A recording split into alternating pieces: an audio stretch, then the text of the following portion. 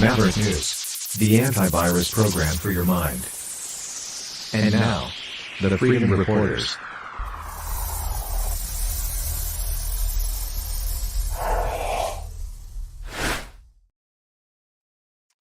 Okay, everybody, we have a lot of stuff to go through tonight. Kevin Michelizzi is here. He is going to provide his perspective on these drone strikes. Russia, Ukraine exchanging drones. We had Mike Bacaric on. I think it was yesterday. I'm losing track of time. I'm pretty sure it was yesterday. And Kevin's going to be on tonight to offer his take on what's going on with all of that. Plus, if we get time, we'll talk about the president of Venezuela, Mr. Socialism, losing his favorite ride, a private jet seized by the U.S. government. What else are we going to talk about? A historic church burning in France. We have, oh boy, all kinds of other stuff. But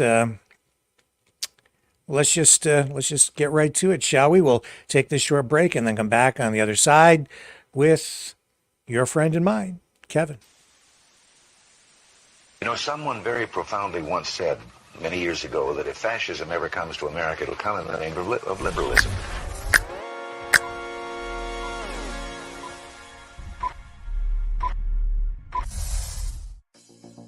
Well, I think it's time we ask ourselves if we still know the freedoms that were intended for us by the Founding Fathers. If we lose freedom here, there's no place to escape to. This is the last stand on earth. The entire world is watching. Every dictator, every crazy dictator in the world is watching.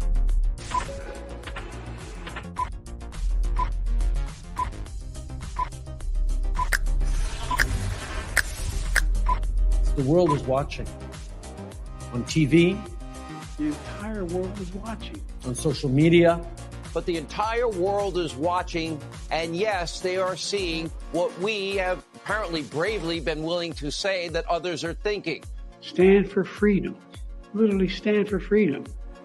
Let's get this done. The entire world is watching. We're at war with the most dangerous enemy that has ever faced mankind in his long climb from the swamp to the stars. Maverick News. Maverick News. Maverick News. Let me have more control of my own destiny. The world is watching.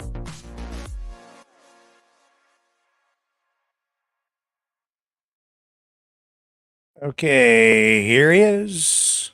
Hello, sir. Hello, how are y'all doing? Well, I'm doing okay. How are things over there in Crimea? Things are mighty quiet here, considering what's going on, north of me.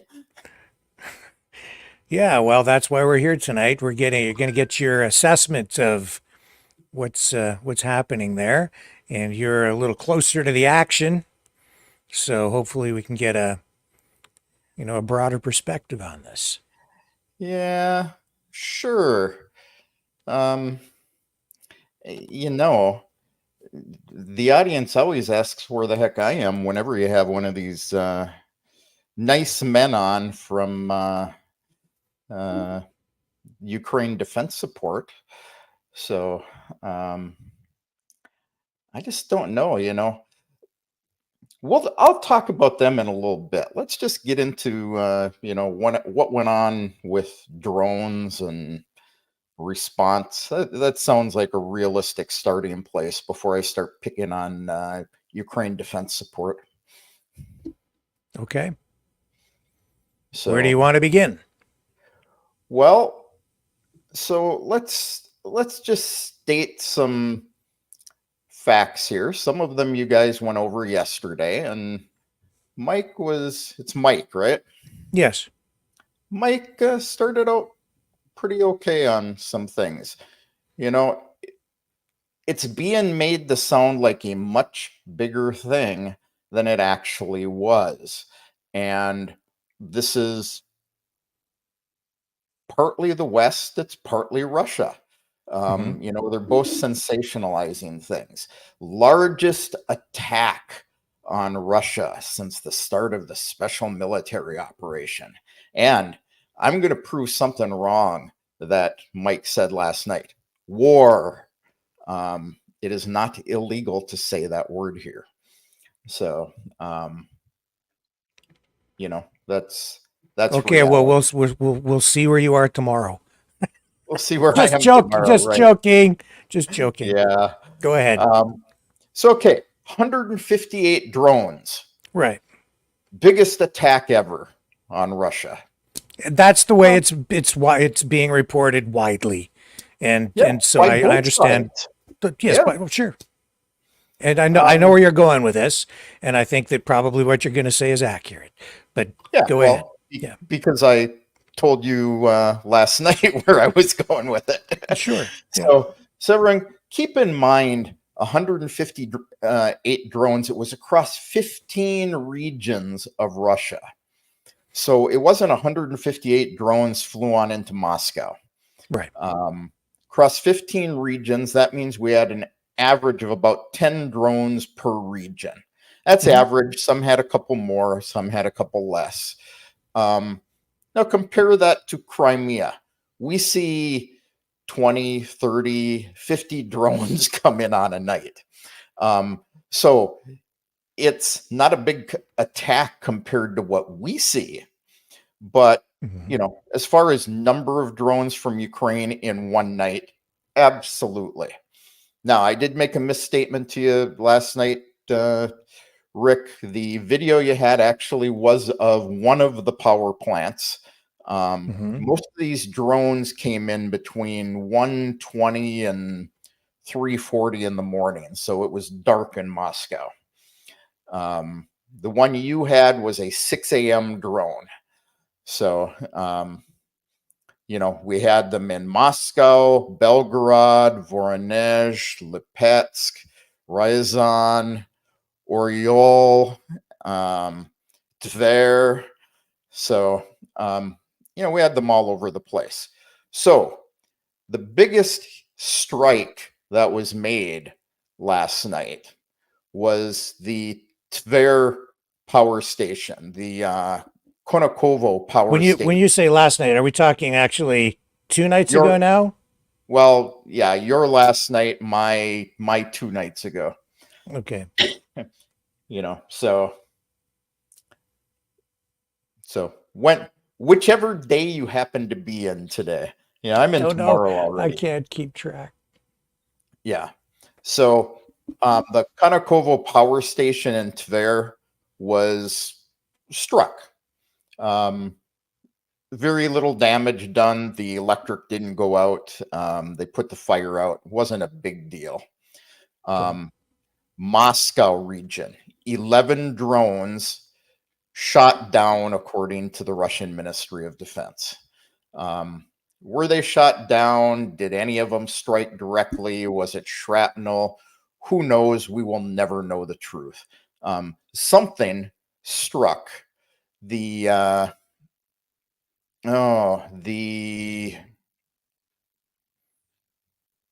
oil refinery, MNPZ oil refinery. Currently under construction. It's being modernized.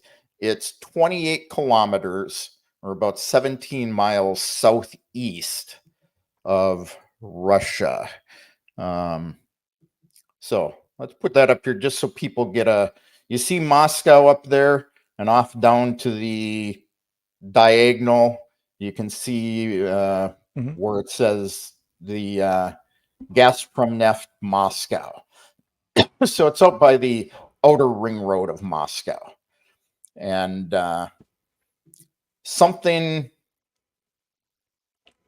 struck there. Shrapnel, drone, whatever. I don't know. I wasn't there. Not a lot of information on it. But is what it hit. It hit a technical room. A fire broke out. It was extinguished in 3-4 hours. And I'm going to use lots of Western and Ukrainian news sources for everyone. So I'm not giving you the pro-Russian stance on everything. This actually came from Interfax. So, and And Rick, yeah, you heard gunfire, but Mhm. let's keep in mind that the Russian air defense it's actually a pretty sophisticated system, but air defense has certain limitations. Um, each air defense system of the S-300s, S-400s, that range of air defenses, they've got S-500s out there now. They have 6 units in a battalion, and they can track 6 or 20 incoming targets, depending on which configuration they have. And the range that they can shoot these, they can detect these 250, some of them 300 kilometers away. So, those of you in the United States, this is just a rough conversion. Roughly divide it by 2, and you have the number of miles, very roughly. So they have a strike range of about 30 kilometers, 60 or 90 for some of the bigger ones. So, you say, well, where's all the air defense? They would not have been shooting air defense in that close to the power station for exactly the reason Ukraine has some issues with their air defense systems. You start shooting air defense systems at low targets. These are drones that can fly 60 meters off the ground. You start shooting air defense at them, you're striking civilian infrastructure in your own city. So they get past the air defense for whatever reason, and they're going to start shooting at it with AK-74s. You mean 47s? Huh? AK-47s or AK-74s? 74s. The 47s are old technology. Russia uses the 74s, little more modern version of the weapon. So this is what they're going to shoot at it with. Now, did they hit it and, technically brought it down into the power plant? It's a possibility. Was it a direct strike that they were going for? That's a possibility too. We won't know. So that's the deal on the power plant. It wasn't a giant thing. But it was hit with something. It was saw hit the with video. something, and it started a fire in a technical room. Okay. So they did hit something.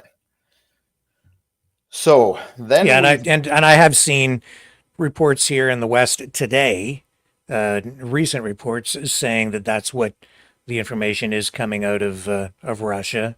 It's exactly what you're saying. That's the information that is also being conveyed now today. Yeah, and the most recent I've got stuff. a lot of friends up in Moscow who've actually verified, it wasn't a big deal. The electric didn't go out, so it wasn't, I don't remember what Mike called it, cutting off their arteries or whatever it was. So,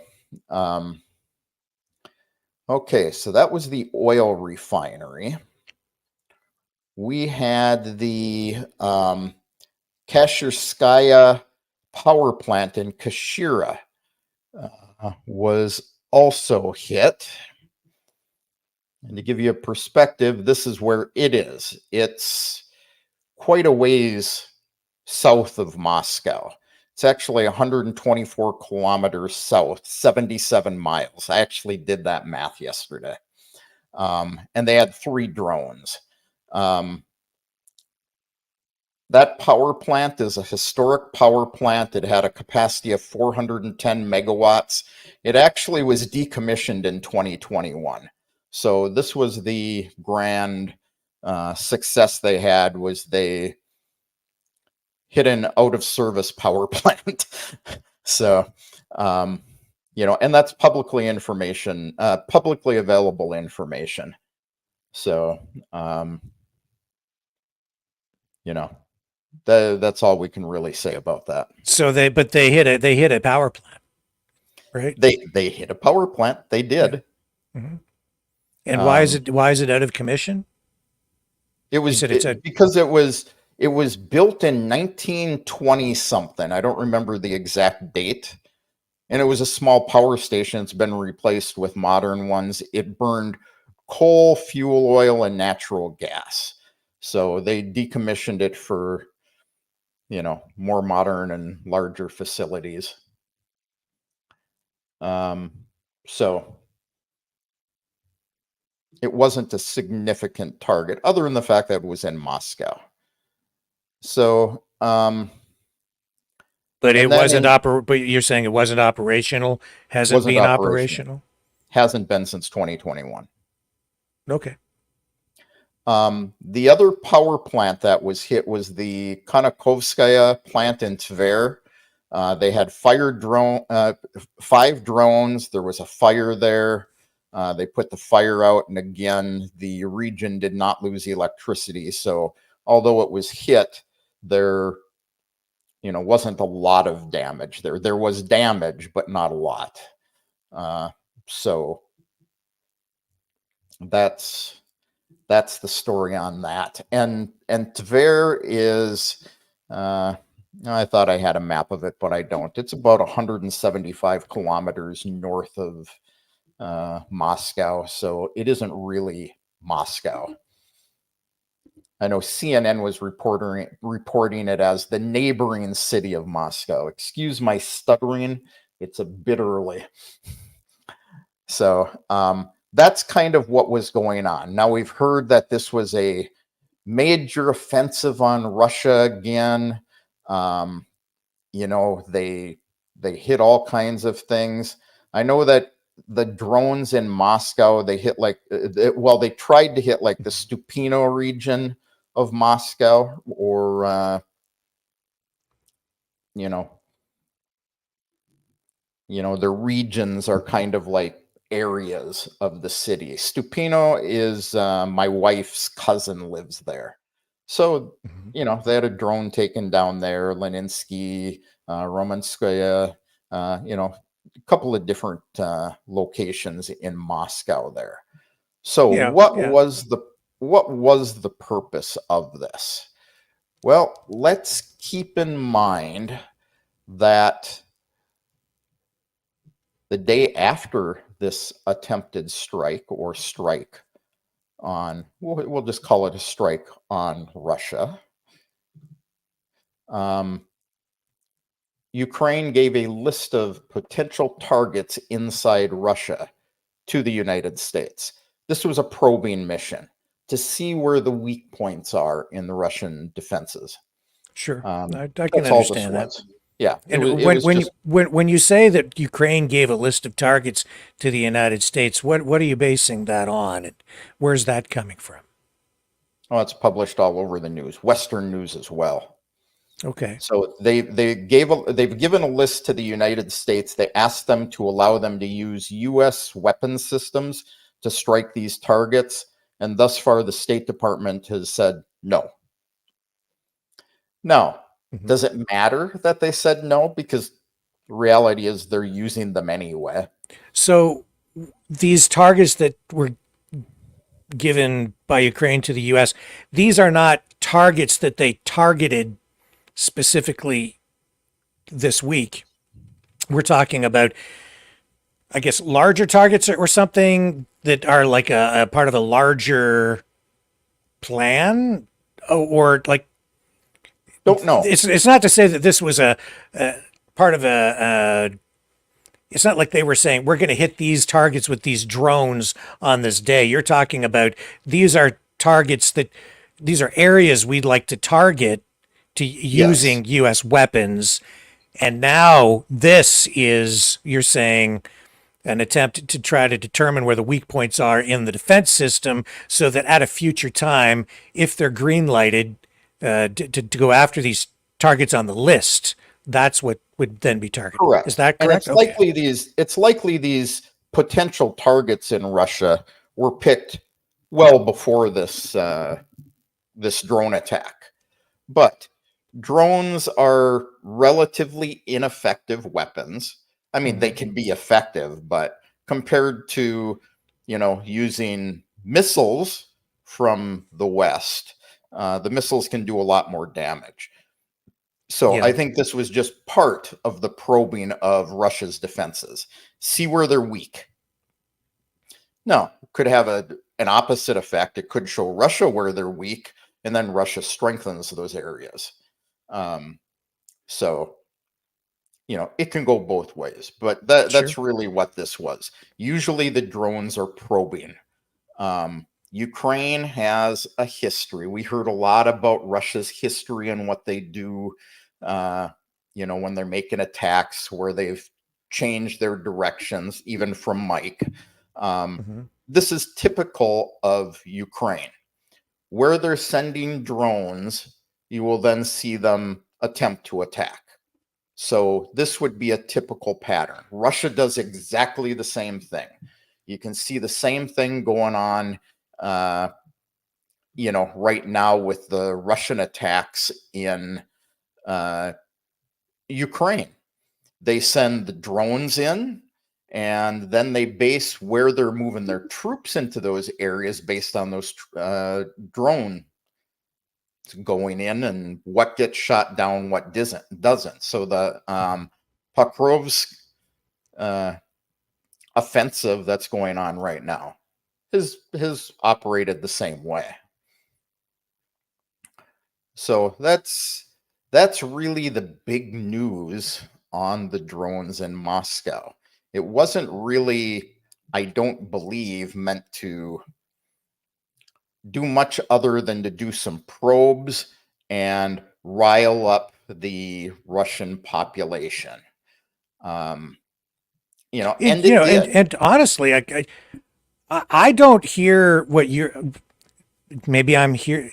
The way I hear what you're saying, I don't think it's that much different, even honestly, from what Mike was saying.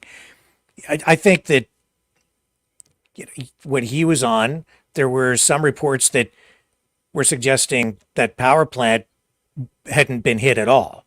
And then he said, yes, it had been. And then there's the video. How much damage it did, it wasn't really clear as far as the way I remember the conversation. But, he said that the drone hit it. You're saying that maybe it was, the drone being shot down and hitting it or whatever, but certainly there was an explosion and damage. And I'm not disagreeing with that. That's why I said he started out real well. Okay. I thought I was going to have to eat my initial words to you. So,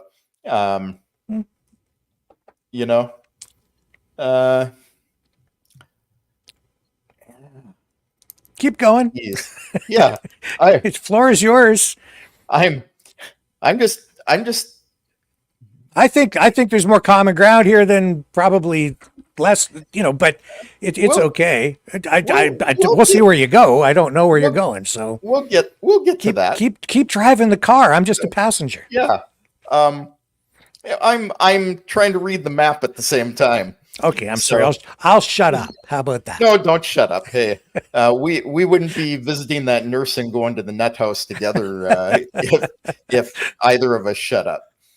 So, and as expected, we had Russia respond. So yesterday, and just for the record too, I started off the program with my little report about this, and I did mention that those 158 drones were spread across 15 different regions. I remember distinctly because I made some notes prior to that. So same information. Where I made my initial notes is when you were giving Johnny crap. Oh well, that's okay. I stand by what I was saying, but you go ahead. You can stand by what you were saying. I don't remember what you were saying, but I decided at that point I was going to come on and support him. So, Johnny, if you're out there listening, I support what you said. You think it's you better be careful. Better be careful because he said a few things last night that maybe you don't want to be associated with. But go ahead. What you put on the screen, I will agree in principle with him on. So, keep going. Let's stay focused. My yesterday morning or the night, your day before, Yeah. Russia responded to these drone attacks. But they didn't respond with drones. They responded with Kinzhal missiles. The exact number is unclear from Ukrainian sources. I'm only primarily quoting Ukrainian sources tonight. However, this came out of Kiev. This is downtown Kiev. Okay. And they're reporting that what was struck here was the headquarters of the Azov battalion.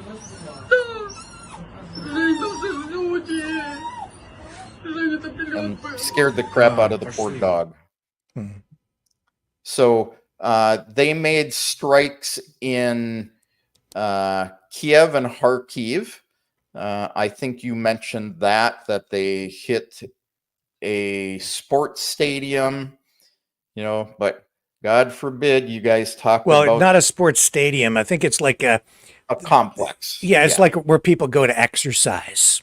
Is that kind of a thing, like a community center, exercise, fitness place, I think is what it was. Yeah, and if you look at the news coming out of Ukraine, it's like, how could they, strike this poor civilian infrastructure with all these civilians in it? Some civilians did get hurt, but Ukrainian law says when there is an air raid siren that goes off, people are to seek shelter.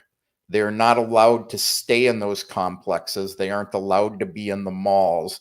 They're supposed to immediately leave and go to bomb shelters. So anyone who got hit in that strike didn't pay attention to the air raid sirens. It's common. Now you can squint like that. It's common. You see the same thing here. People pay no attention to it. Russians pay no attention to them. Okay, but Kevin, we're talking about, and I'm not suggesting that Russia deliberately targeted civilians.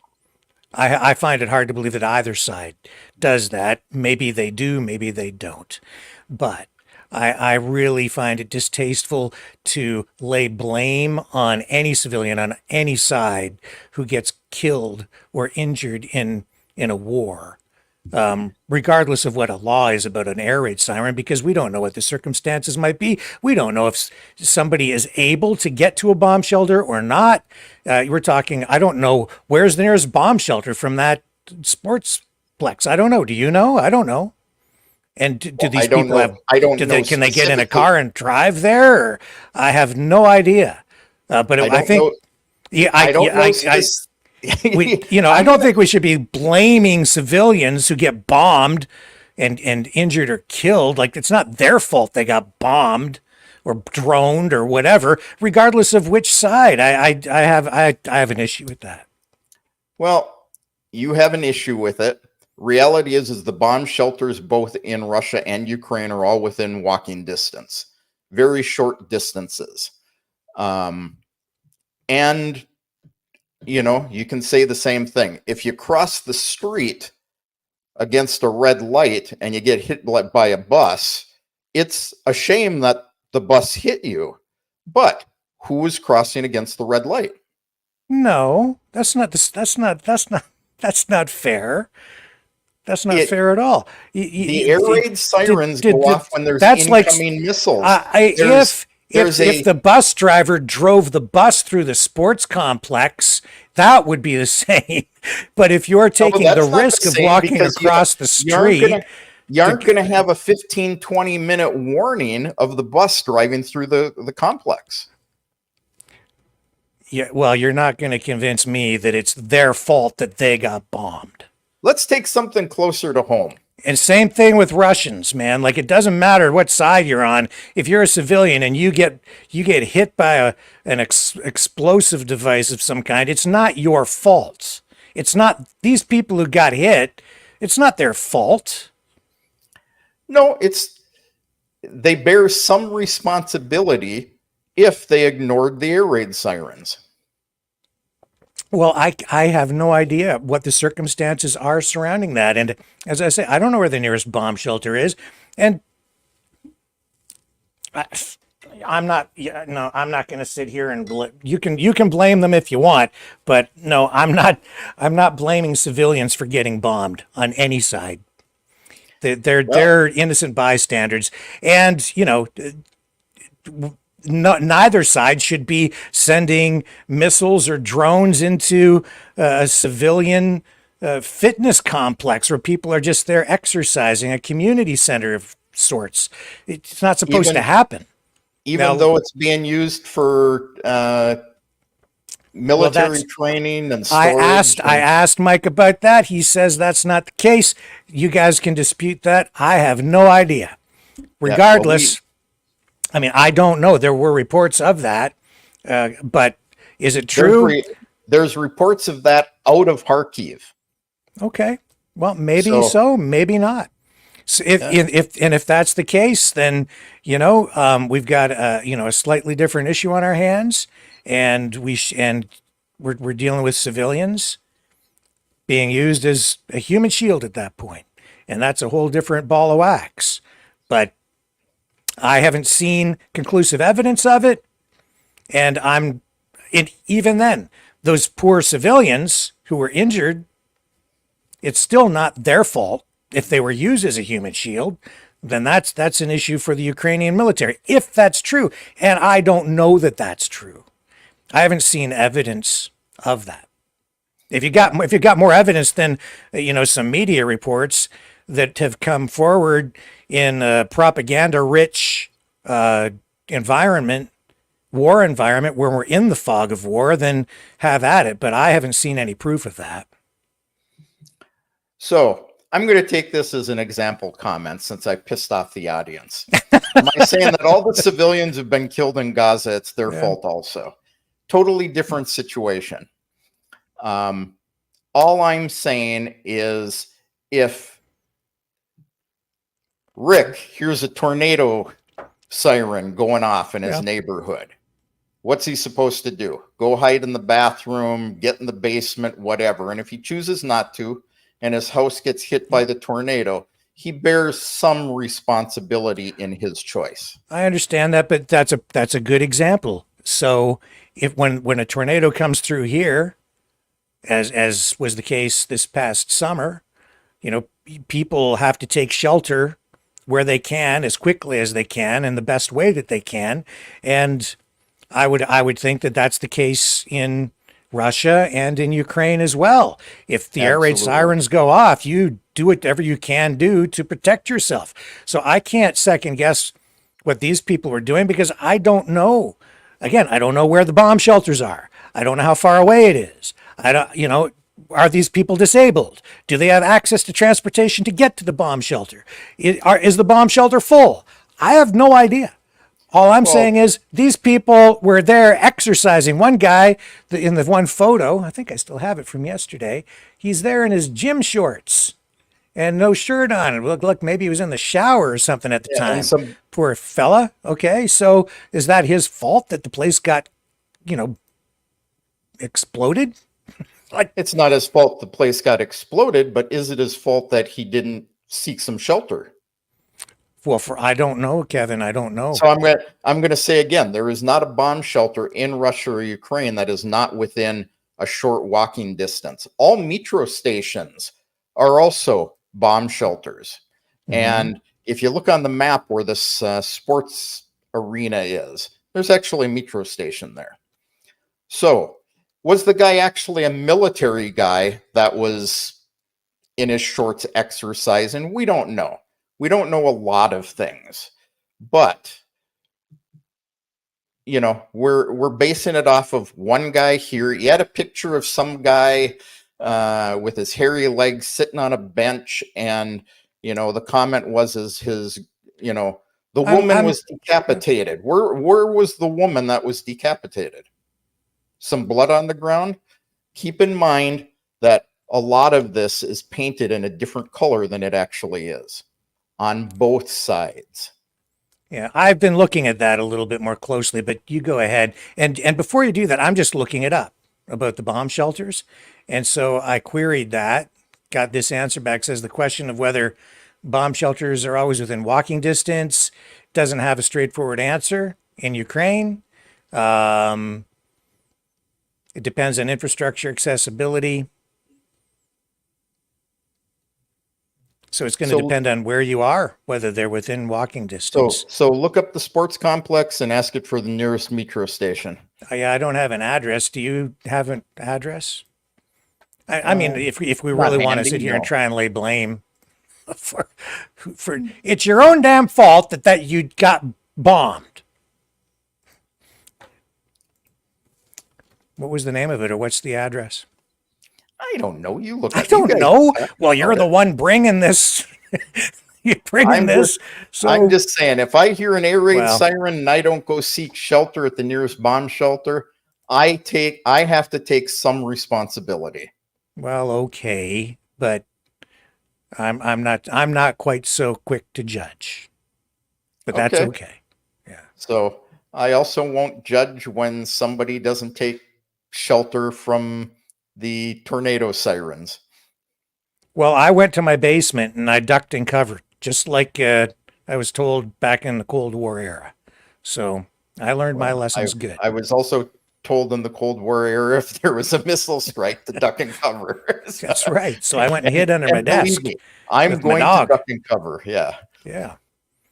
Okay. So, well, let's move on. Yep. So let's move on. So I just want to clarify one thing.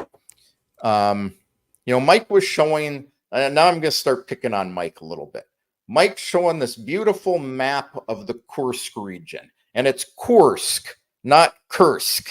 I call it Kursk, but I say Kursk sometimes to try and make it sound like I know what I'm talking about.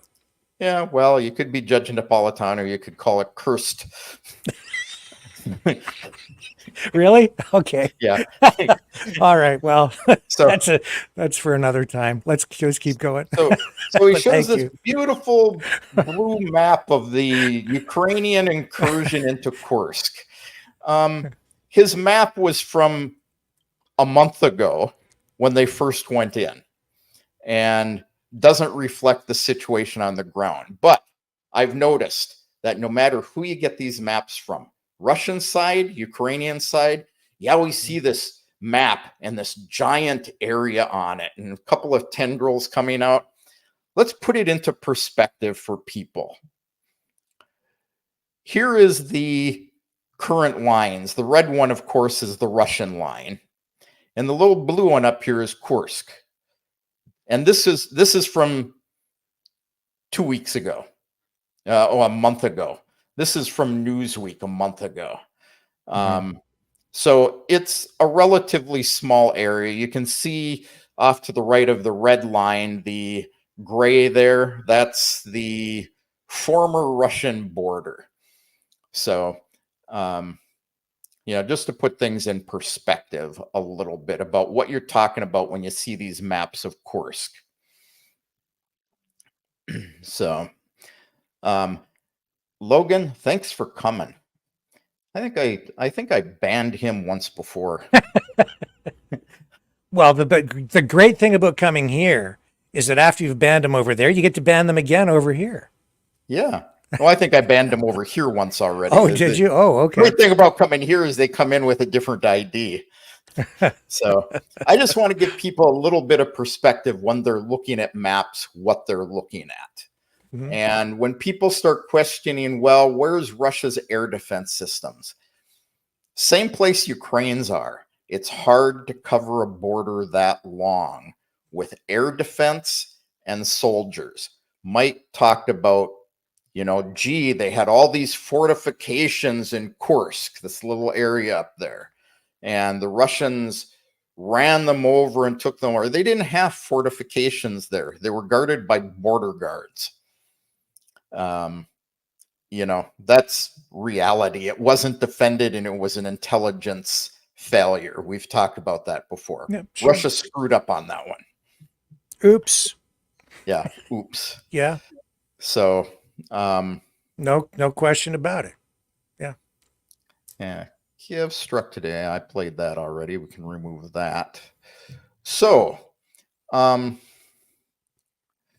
before I pick on, No, I'm gonna pick on Mike a little bit here. I can probably pick on Mike for 2-3 hours. So Well, Mike's a nice guy. I like Mike, so try to be nice. Carl's nice too, but Yeah.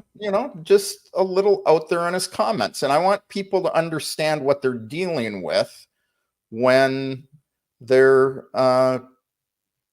seeing these guys on their screens. So here's their website. This is the kind of things they send up there: non-lethal weapons, phones, helmets, scopes, things like that. Yeah. Well, one thing I want to point out here is in this About Us box is they're a 501c3 nonprofit organization. Mm-hmm. They obtained that nonprofit organization in February of 2024. So they have not been nonprofit all along. And let's keep in mind that nonprofit means that they don't keep any of the profits beyond their expenses. These guys collect a lot of money. And if you look up their employer ID number that they publish on their website. So we'll show you where it is down here. EIN 922693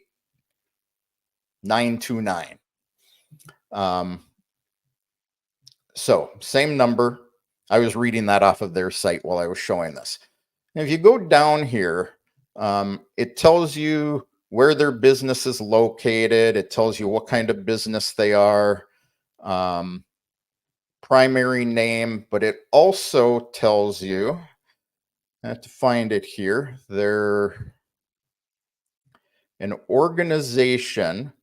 Contributions to them are deductible. And the big one here is the foundation type. It receives a substantial part of its support from a government unit or the general public.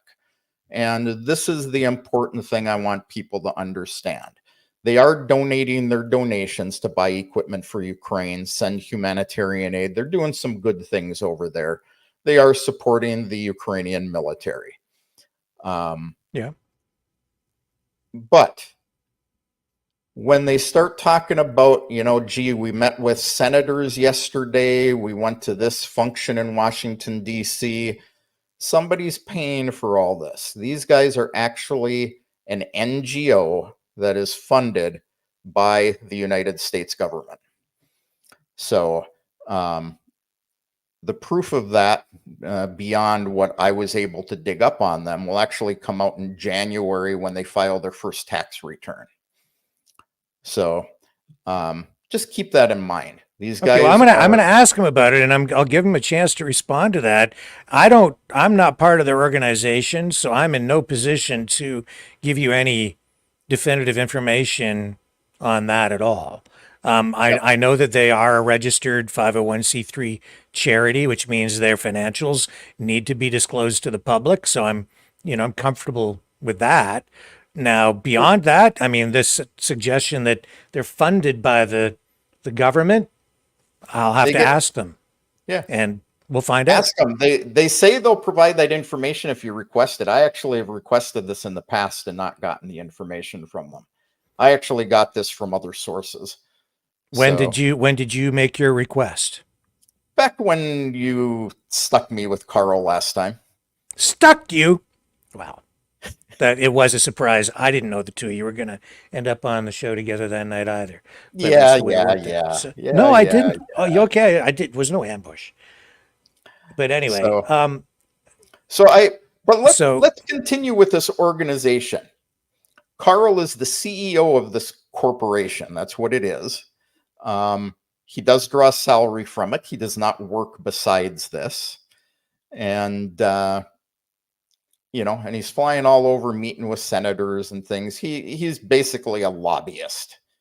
And well, I know that Mike is looking for a job right now because he told me that. Well, and let's see if he does that. He hasn't done anything else for 2 years now. But who, Mike or Carl? Mike. Are you sure? Are you sure he hasn't worked in 2 years? Not anything I've found on him. So How are you able to find out what his employment history is? you know I have sources. Uh-huh. Yeah. So let's look at who we've got talking to our audience out there.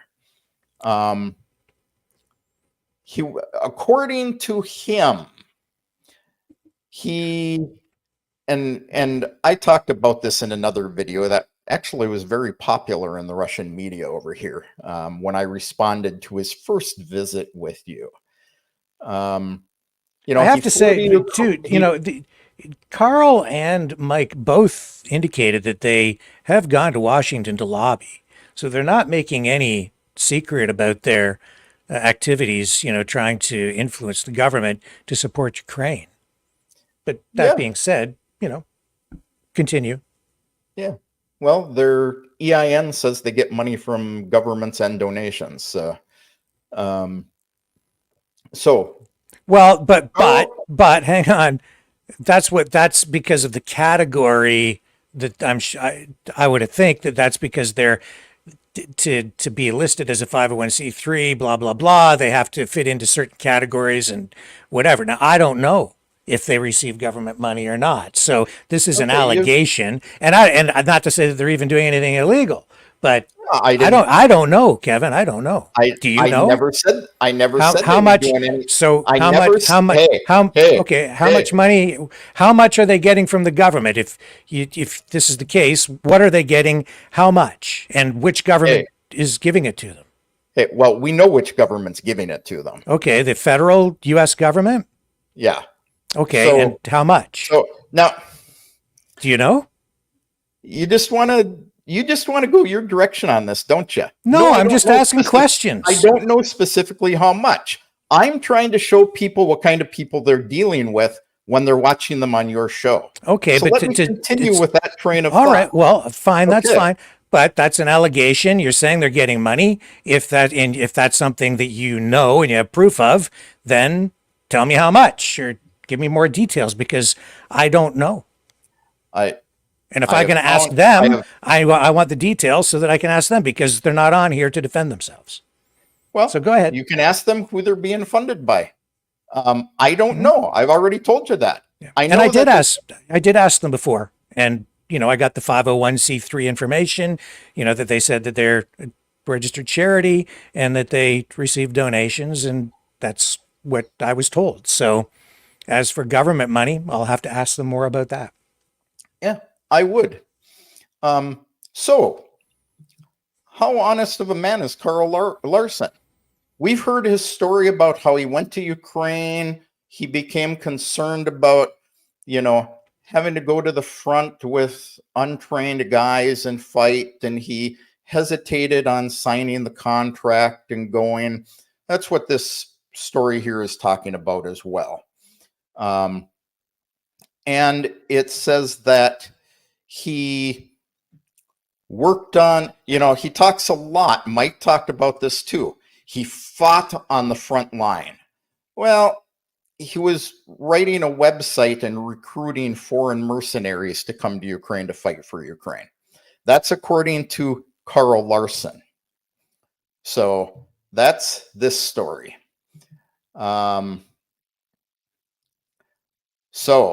But do you want me to bring Mike on because he's in the chat, and then you're not going to give him a chance to talk about this? I am not. So in 2022, when Carl came back from Ukraine, he told the Seattle Times that he was in artillery fire. He was in the trenches. He was fighting. So which is it?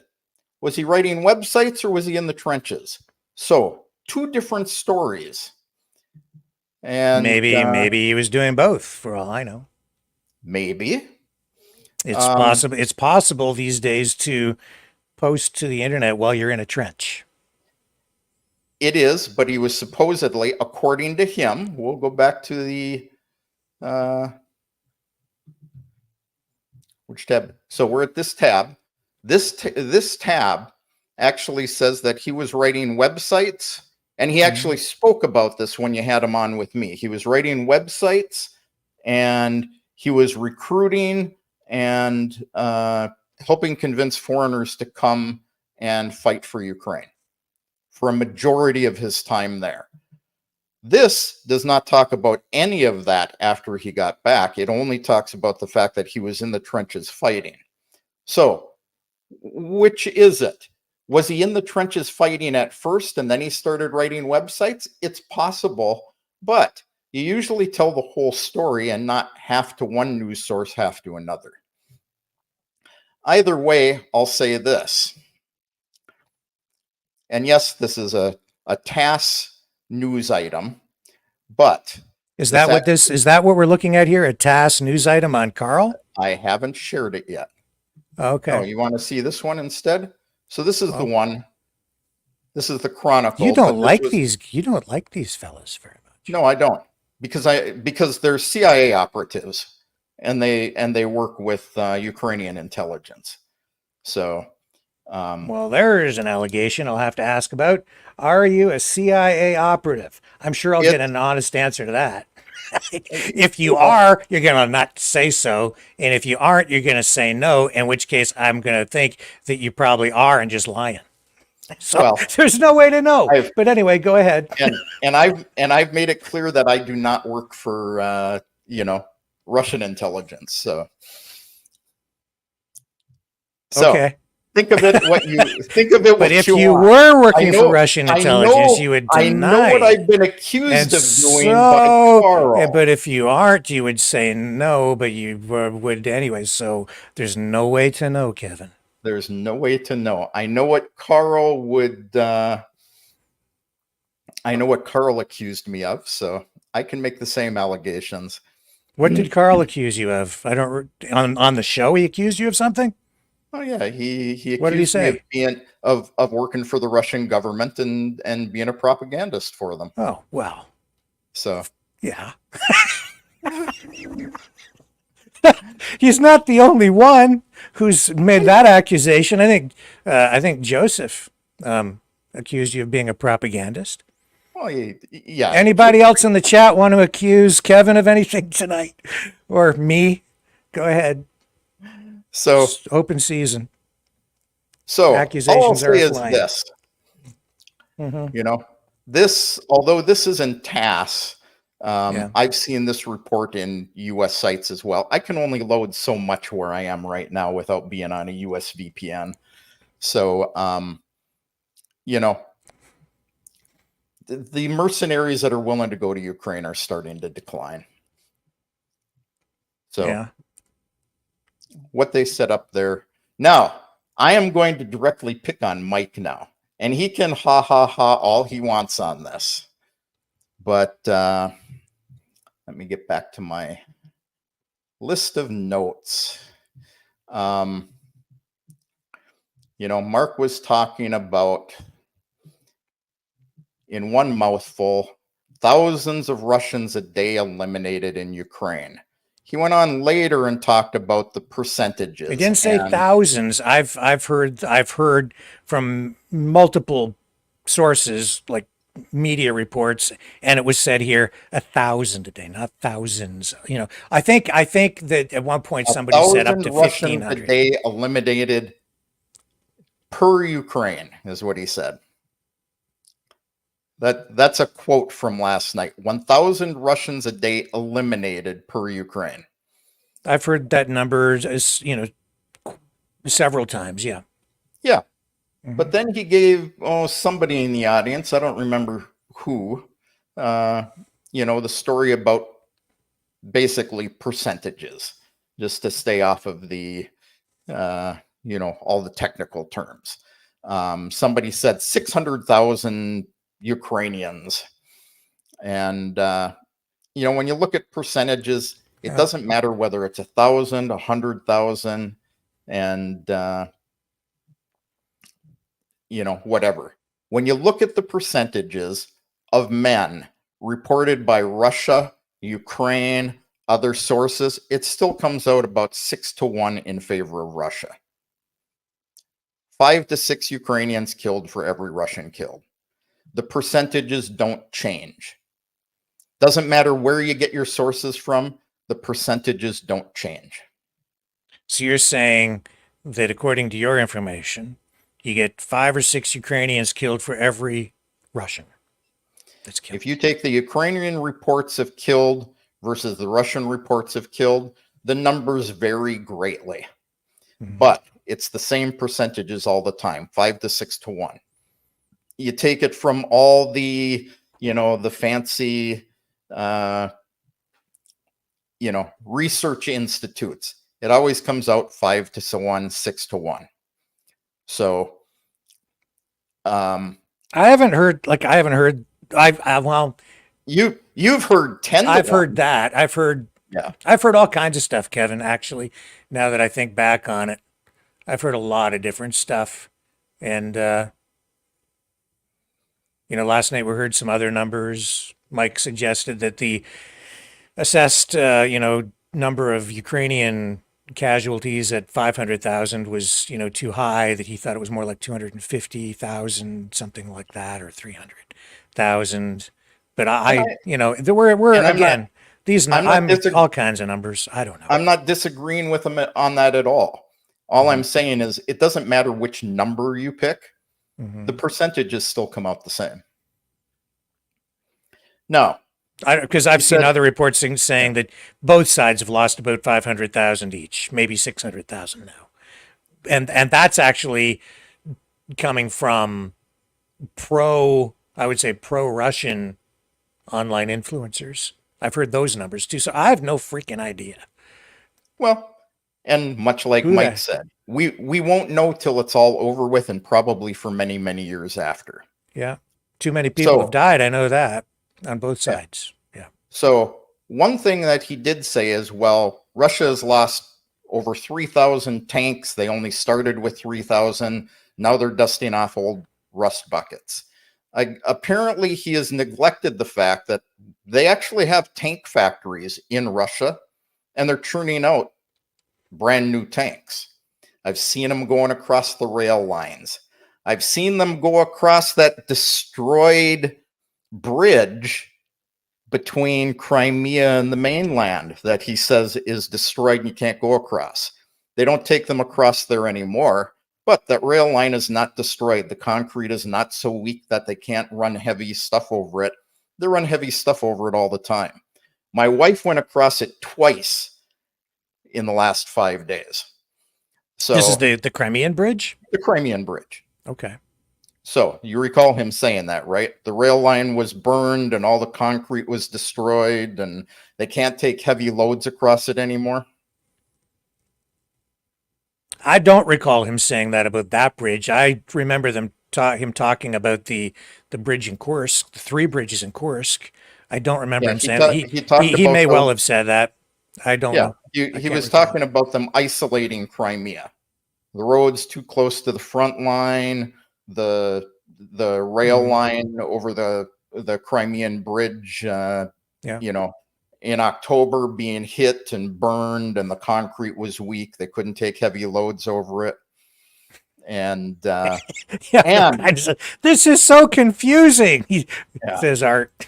and the last ferry was sunk. Actually, there was one ferry sunk. So it wasn't the last one. It was the only one that was sunk. They actually have 2 other ferries that they're using to ferry these heavy loads back and forth across. So little bit of misinformation given there. Could be valid from where he gets his reports, but I live here. Sure. I go across that bridge all the time.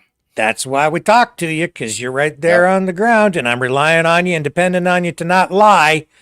Yeah. And the air defense, sorry, Mike, it has not been destroyed here either.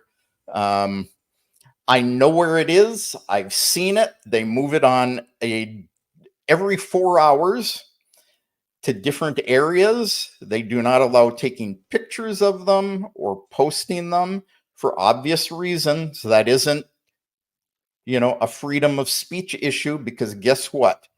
you were in the Air Force, if somebody was telling everyone where you were flying and where you were going to, and they were shooting down your planes, they wouldn't allow people to post that stuff either. So it's kind of an idiotic statement to say that people can't post pictures of stuff like that. Can't in Ukraine either. You know, he says, well, there's no freedom of speech in Russia. You can't talk about these things. And yet he says you can't get any information out of Ukraine because they keep a tight control over it. So you're getting this from social media out of Russia. Well, he wants to know, or sees the day, wants to know what we're talking about. Yeah. I'm keep going. Just keep going. Yeah, I'll tell you this. I'm just beating up on the pro-Ukrainian guys that Rick keeps bringing on.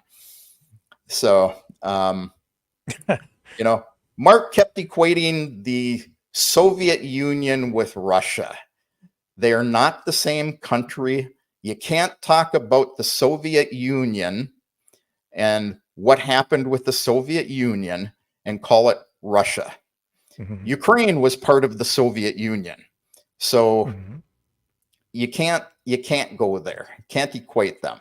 So when he says the Molotov Pact was the last treaty the Russians haven't broken, you know, it wasn't the Russians who broke that. It was the Soviet Union. It was all of the Soviet Union who broke that pact. And the last one that Russia hasn't broken, so it's the pot calling the kettle black. How many pacts has the United States pulled out of and broken? Nuclear missile pacts, treaties, you know, the Iranian nuclear treaties, it's the pot calling the kettle black. You can't point at Russia and say, look, they break all their agreements. Who broke the Minsk agreements? Was it Russia or was it Germany and gang and Ukraine, where Ukraine freely admitted on television and in the Western news that the Minsk agreements were nothing more than to delay a war with Russia and with the Eastern Donetsk regions to arm and train the Ukrainian military. Petro Poroshenko himself made this statement. Angela Merkel made this statement. So, now he talks about Russia advancing only 23 miles in their offensive. And out of kindness, no, we can't bring him on. If Rick wants to bring him on, I will have to leave for reasons I will not speak publicly about. And Rick knows what those reasons are. Russia advanced only 20. They're actually advancing like 23 kilometers a day at this point. So Mike needs to go back and he actually needs to look at the maps from the last week. And I will give you this little gem to look at. This, my friends, is one of these Ukrainian sources that can't post stuff like this, so it's obviously a pro-Russian source, but it's actually Ukrainian. This is the advance over the last week.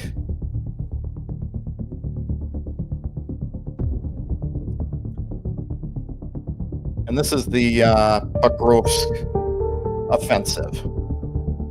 And this actually ends the morning of the 1st. They've actually, you see a little city right off to the tip. It's in Russia, but where you've got this nose coming out, the bottom part, there's one, it looks like it has a C there. And they've actually taken that city at this point. They've taken, since the 1st, they've moved on through Volodar just today, Ugledar, Novogorodovsk, Ukrainsk, And, so they've actually moved much, much closer to Pokrovsk. Now, this is kilometers and kilometers a day. This is a strike on the Pokrovsk pool.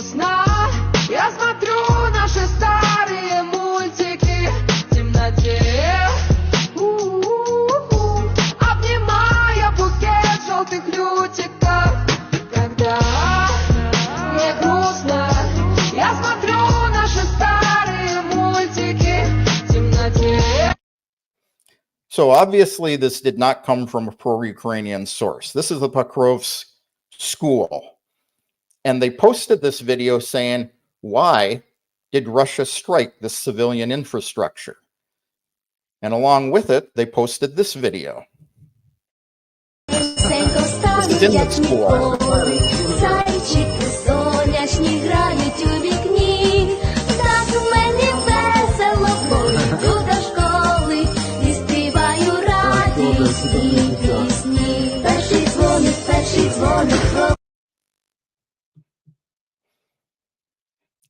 So that's the day. The who is the Ukrainians.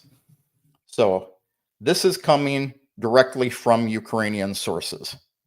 On the ground, social media, Ukrainian military, the same guys that have such a tight control over everything that you get no information from them. So all the information you get must be pro-Russian. So, and yes, I'm making a point here that you can't talk about all the information comes from the Russians when the Ukrainians are posting it themselves. I can tell you that that comes from, I have to find the link here.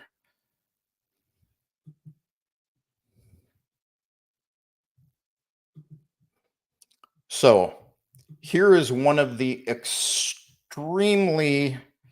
popular, if I can find Rick again, I'll put this on the screen.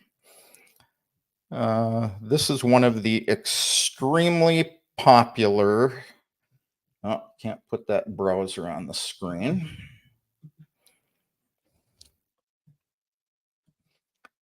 Put that over in Chrome. And you'll see where my maps came from too on this one. And I just want to circle back for just a moment. With regard to the Minsk agreement, I understand that that's your perspective on it, but the other side would argue that Russia was primary, and the separatists were primarily responsible for breaking the Minsk agreements, and that's because they didn't withdraw troops, and because they say that there were actually Russian troops there and that they were arming the separatists. But I mean, that's open for dispute. So just to say that I understand where you're coming from. I understand that that's what you're saying, but there is another perspective on it. No, you're twisting what I'm saying. I don't mean to. Yeah, because I agree with you on that. Mm-hmm. There's debate about who's responsible for breaking the Minsk agreements. Yes. However, you've had Poroshenko and Merkel both say that they didn't intend to keep the Minsk agreements, that they were going to go into Donetsk and into Lugansk, and that it was a delay tactic to arm and train the Ukrainian military. Those statements are public record. So people want to know some of my sources. Here's one of the Telegram channels. This is one of two of the most popular Ukrainian Telegram channels in Ukraine that Ukraine is trying to get shut down by Telegram, and they haven't been able to. So we could go on and talk about Durov being arrested in France last week. We won't, because that isn't the subject of this show. But these are these are Ukrainians posting information directly from the Ukrainian military. So I can give you some more public things if you want some more to look at. You can show us anything you want. Yeah. So we have Minister of Parliament of Ukraine, Mariana Bezuglaya, who has been severely criticizing Zelensky for the Kursk offensive and blaming him for the the current losses in the Donbass region. And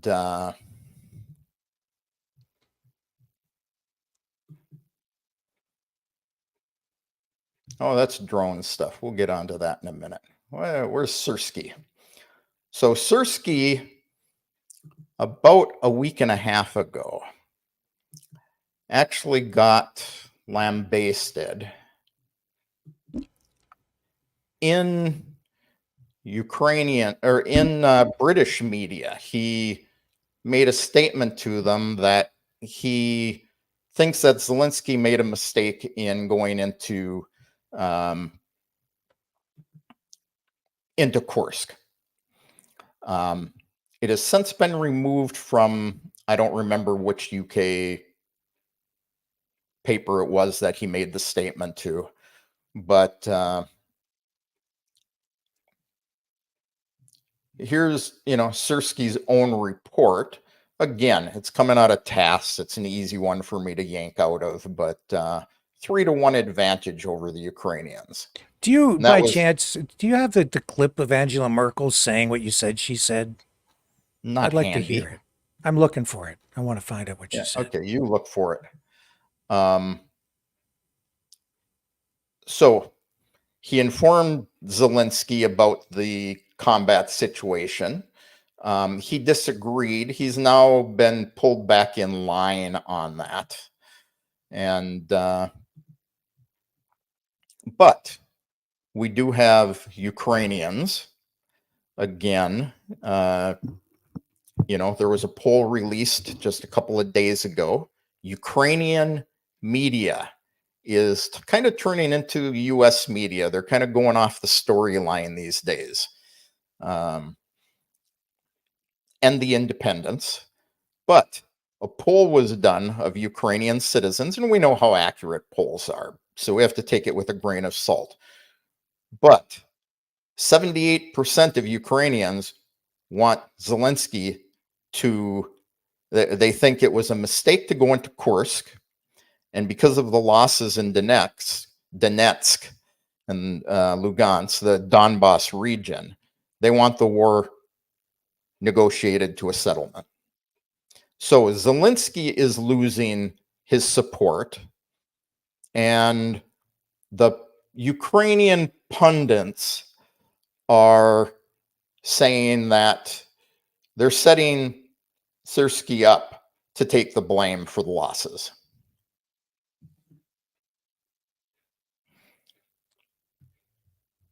What's the source for that poll? Or who or when was the poll done? I'd have to pull it up. That was off of, no, that wasn't from Resident. That was from the other guys.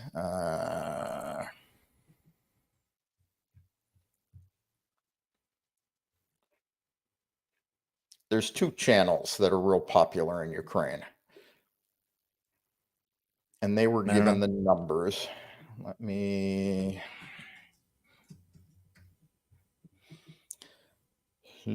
find them. Well, it's all right. I need to take a little break here, Kevin. Give me... Take a break and I'll find it. All right. All right. We're going to run this little promo here. And we'll be right back.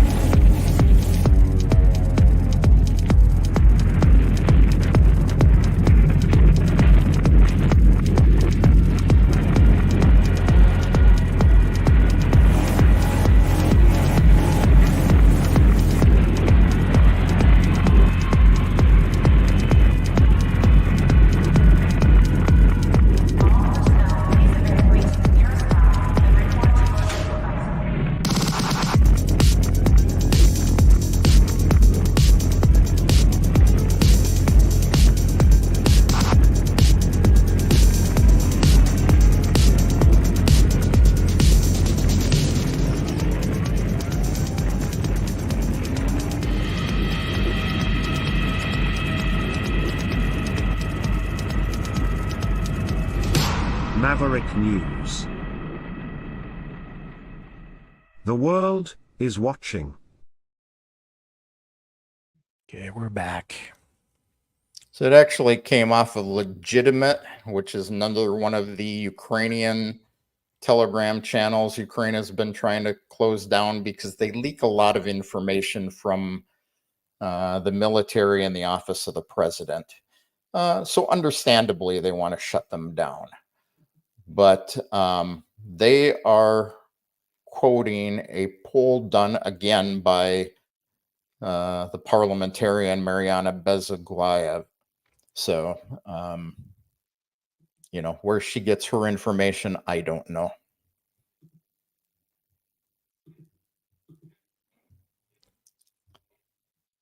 So let's go back and pick on Mike some more. Before you do that, everything I'm finding with Merkel shows that she said that it provided time, but it's different sides interpreting what she said at that time two different ways. Okay, find what Poroshenko said then. Yeah, I'll try to do that. Yeah. So,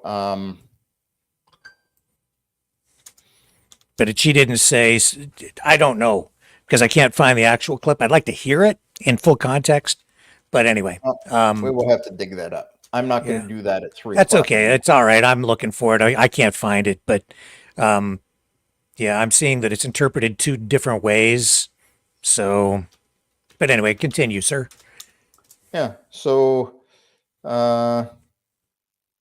here is a statement from the Ukrainian, a Ukrainian military commander that I will leave unnamed for obvious reasons. But he says, it will be harder later when the Russian troops bring in reserves. We will have unprepared lines of defense, and it's urgently necessary to stabilize the front. And for this, we need to stop the senseless operation in Kursk. So it seems, unlike Mike thinks, there is not great support for the Kursk offensive or for Syrskyi or for Zelensky. Maybe. I don't like these polls. I don't know. This isn't a poll. This is a statement from a Ukrainian military commander. Yeah. Okay. But what I'm seeing, honestly, like I see that the narrative has changed. I see, because of this, I do see a big PR win for the Ukrainian side. It did shift things substantially immediately after. As a result, I see a different tone in the media coverage. I mean, regardless of what your view is on these issues, I've seen a big change in the tone all the way across the board. At least over here. You and I talked about this just a few nights ago. Yeah. I agree with you. Yeah. At the time, it shifted the tone considerably. Mm-hmm. Yeah. Now the problem is the tone is shifting in the other direction again. I see what you're saying. Okay. Yeah. Perhaps. I don't know. I'm not. I mean, my assessment is anecdotal because it's what I'm observing from what I'm seeing online, people talking.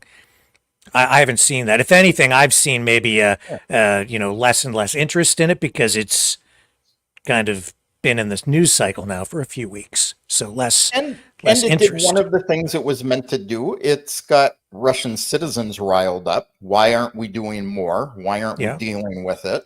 Yeah.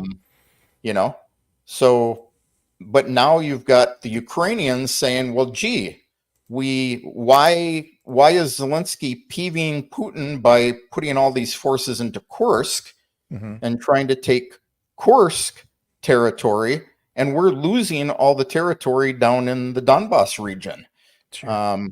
It's estimated they'll reach the Dnieper River soon, and actually, to kind of support what you're saying in a way, what I'm also seeing, if you just look at these thumbnails and headlines, it's like Putin to be arrested tomorrow, helpless Moscow, Putin weakened in Kremlin. Like, I don't think any of that is really accurate either.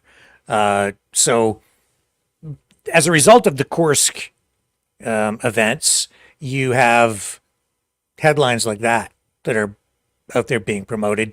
And I don't think that's, I mean, I think that's sensationalistic on the other side. So, Yeah. yeah, it's just propaganda. So, yeah. But now the Ukrainian people are questioning their president. So, we had the shoe on one foot, and now the shoe's on the other foot. We had the Azov That's battalion, the guys who were politics. actually sent up there to fight against what Mike last night called untrained conscripts who are not allowed to fight outside of the Russian Federation, which is not true. They actually have the Chechens up there fighting. The Akhmat battalion is up there fighting the Azov battalion. And the Azov battalion is now complaining that it's a mistake to be in there. They need to pull out and they need to go defend the Donbass lines. That was in the UK media just in the last 72 hours. Okay, so that's a report. I don't know how. Yeah. But yeah, you're quiet. Lost your mic. Nobody lip syncs here. I can lip sync for Rick. Rick saying, "Oh, I feel pretty. So you can't. So pretty. Oh, You now can't I hear can me. hear you. You can. Yeah, Oh, okay. now Weird. I hear you. All right.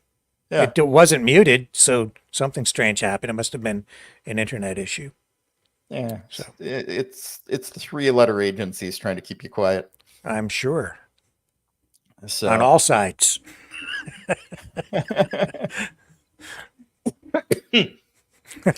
So anyway, yeah, that conscripts can't go out of the country isn't true. That Russia's scraping the bottom of the barrel. He made that statement last night. They don't have anybody left to throw at the lines. They have 1.8 million reservists. These are guys who have trained, served their year in the military, and are put on the reserve list to be called up for battle if they need to. They have 800,000 what they call advanced reservists, which are men who actually fought in battle. These are the guys who have been in Syria, other wars. So they have plenty of reserves they can call up. So when he said, well, Putin's afraid to, call up more guys, this isn't true. They still conscript 148,000 men twice a year, like they have been doing for the last however long Russia has been independent. Every year, 148,000 twice a year. So they are not running out of men. Their demographics. Russia has had a 0.4% decrease in birth rates over the last 2 years. It was actually up 0.01% in the last year over the previous year. It's still down a little bit. But he didn't look at the Ukrainian numbers. They're down too. And that's not even when you take into account all the young Ukrainian men who didn't want to fight. He talked about the Russians who left and went to Europe. He didn't talk about all the Ukrainians who left and went to Europe and Canada and the United States. I've got one I've been talking to that wants to come back to Russia. A Ukrainian who wants to come back to Russia. So, you have to look at both sides of the story. Guys left Russia because they didn't want to fight. Absolutely. They left Ukraine because they didn't want to fight too. Ukrainians want to come to Russia. Some of them want to go back to Ukraine. Some of them want to stay in the country they're in because they had it good, but now they're not they're being pushed out of some countries like Poland. So you can't take a one-sided stand on this, Mike. Right. You have to look at both sides. So that's my picking on Mike for the night. Well, that's not too bad. I guess. We also Except didn't have people, civil unrest and burning draft offices because they only take men from Siberia, and I don't remember where else he said. They actually take men from big cities like Moscow and St. Petersburg too. They have zero preference for who they pull people from. One of my bankers in Moscow, one of the guys who spoke English, he expressed to me 2 years ago that he didn't like the special military operation because he didn't want to go fight on the Ukrainian front lines because he has relatives in Ukraine. Guess what? He got called up anyway. So this isn't about who they pull people from either. And I'm gonna pick on Mike one more thing. I have to find it here. His surname, Mike. Throw a comment in there and tell me why is it you have a pure Russian surname? Your ancestor was a baker, by the way, if you didn't know that.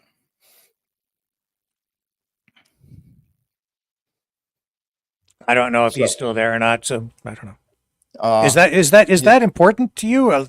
I thought it was just like I thought you were just making. No, I'm just giving him shit. He says Bakarik is Czech. One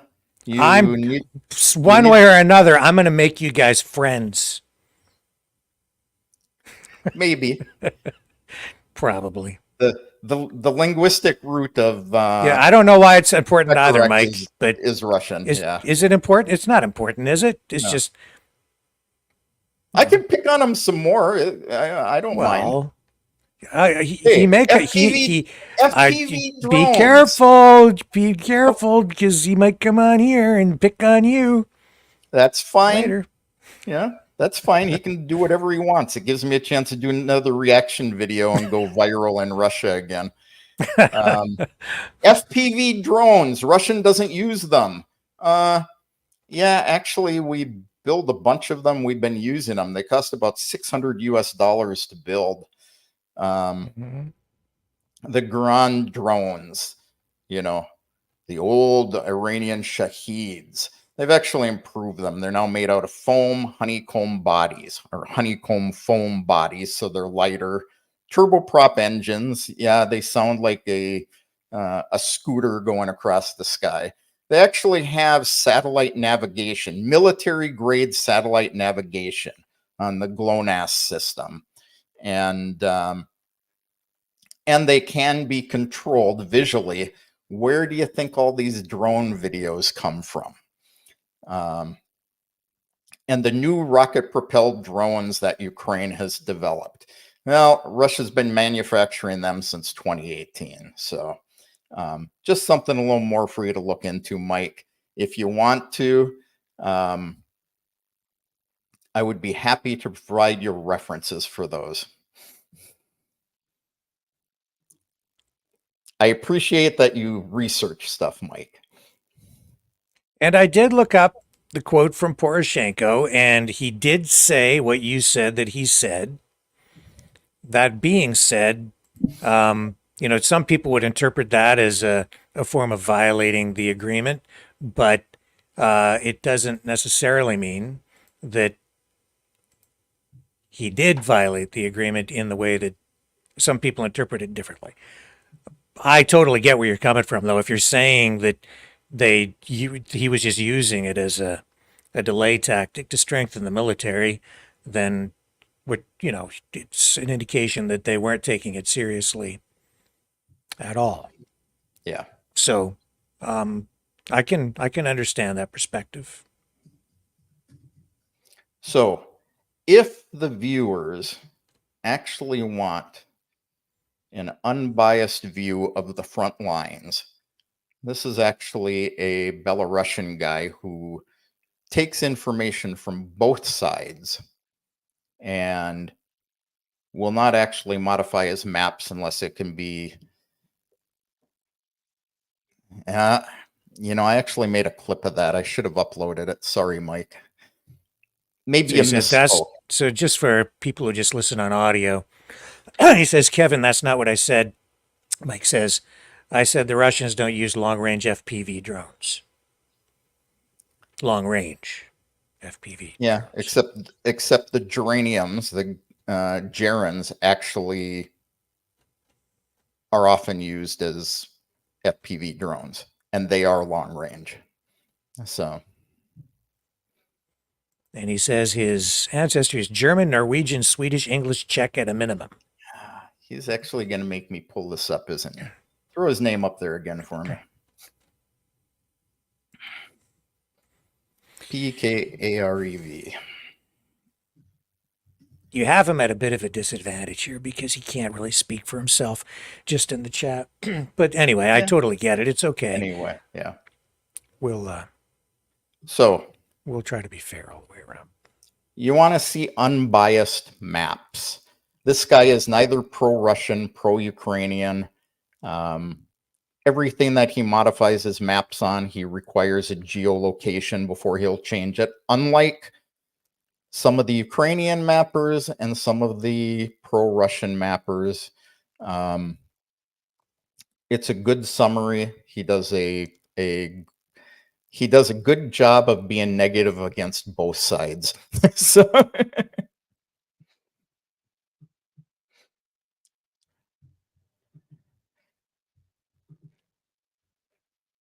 and the geraniums, they've put new antennas in them that protect them against electronic warfare.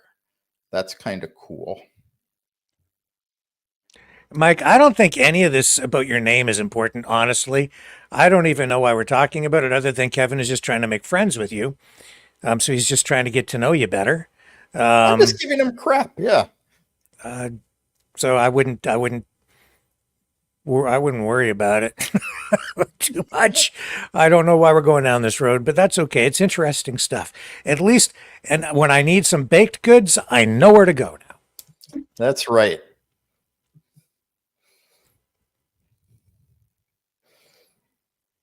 Okay, well, Bavaria. My dog's a Dalmatian, that used to be Slovakia, so Dalmatia. Why do I feel like I'm missing something here? Is there some deeper reason why we're talking about Mike's name? That I'm just not, am I slow on the uptake here? Who's the guy who claims the nurse wants to send him up to the third floor?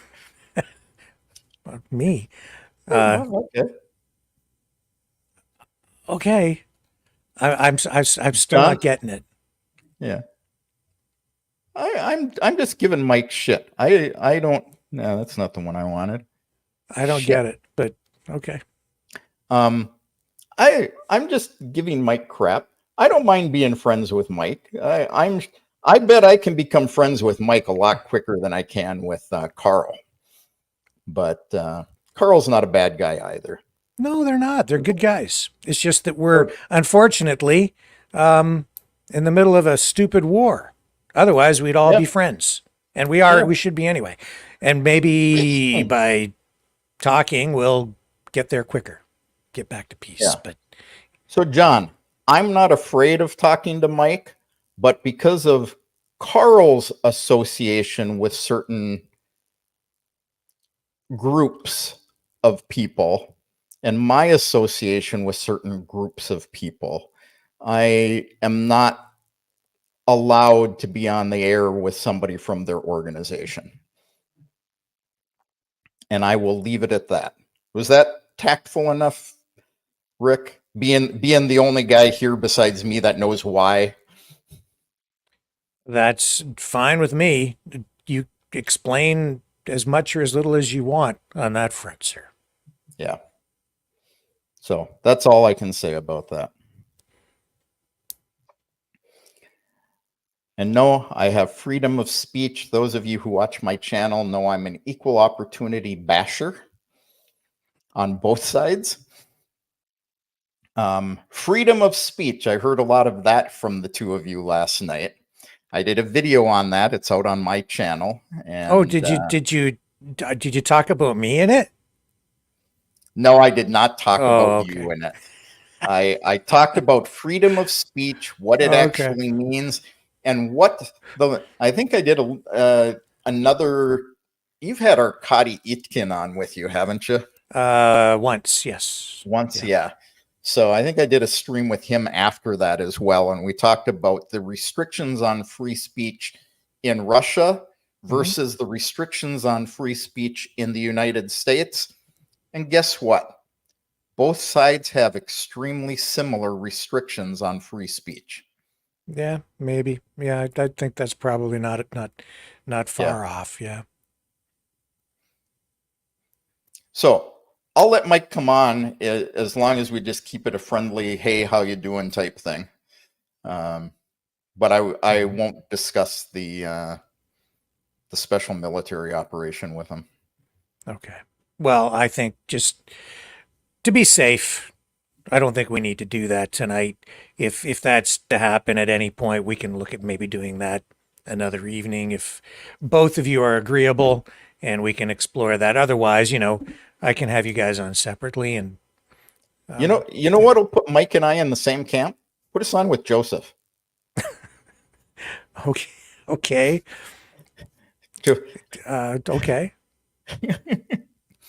Hey, don't get me wrong. I like Joseph too.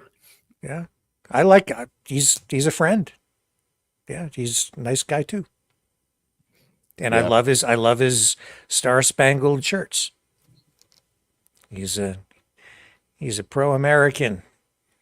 Yep. And Mike says we can talk about a neutral topic if you want. Maybe not CIA background. Yeah. Well, as long as we don't talk about my FSB background. Or wait, no, I was DOD, wasn't I? Gee, see, I'm a traitor and a spy.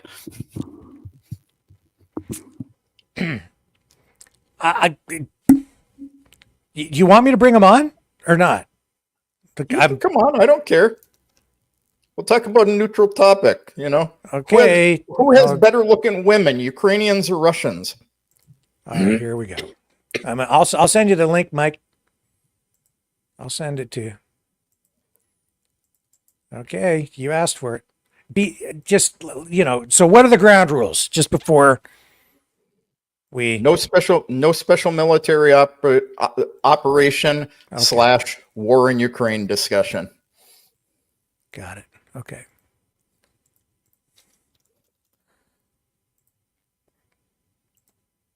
There it goes. I just emailed it to you, Mike.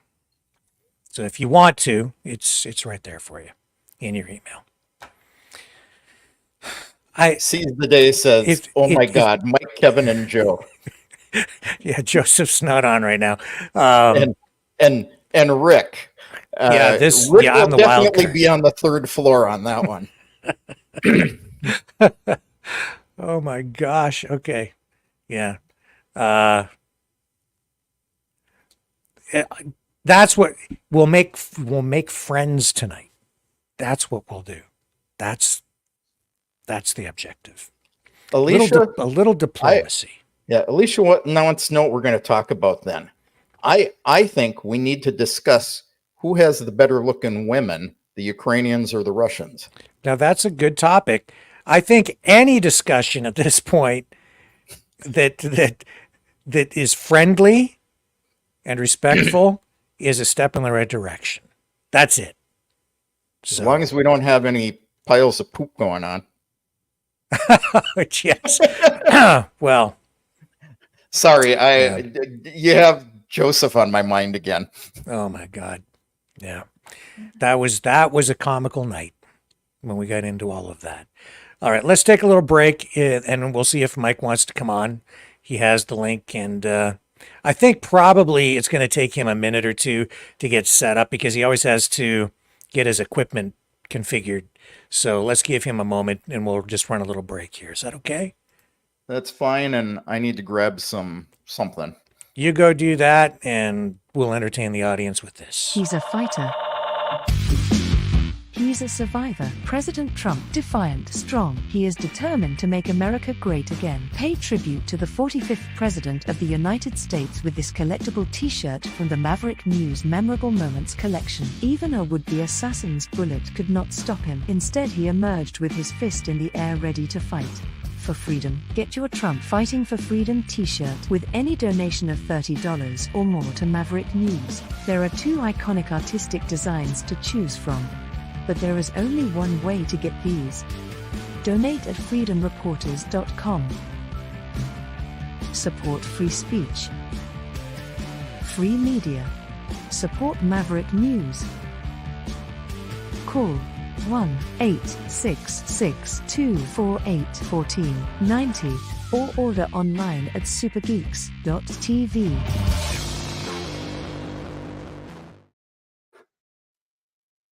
Okay, well, we're still waiting for Mike, and Kevin is off getting his beverage, so let's watch this.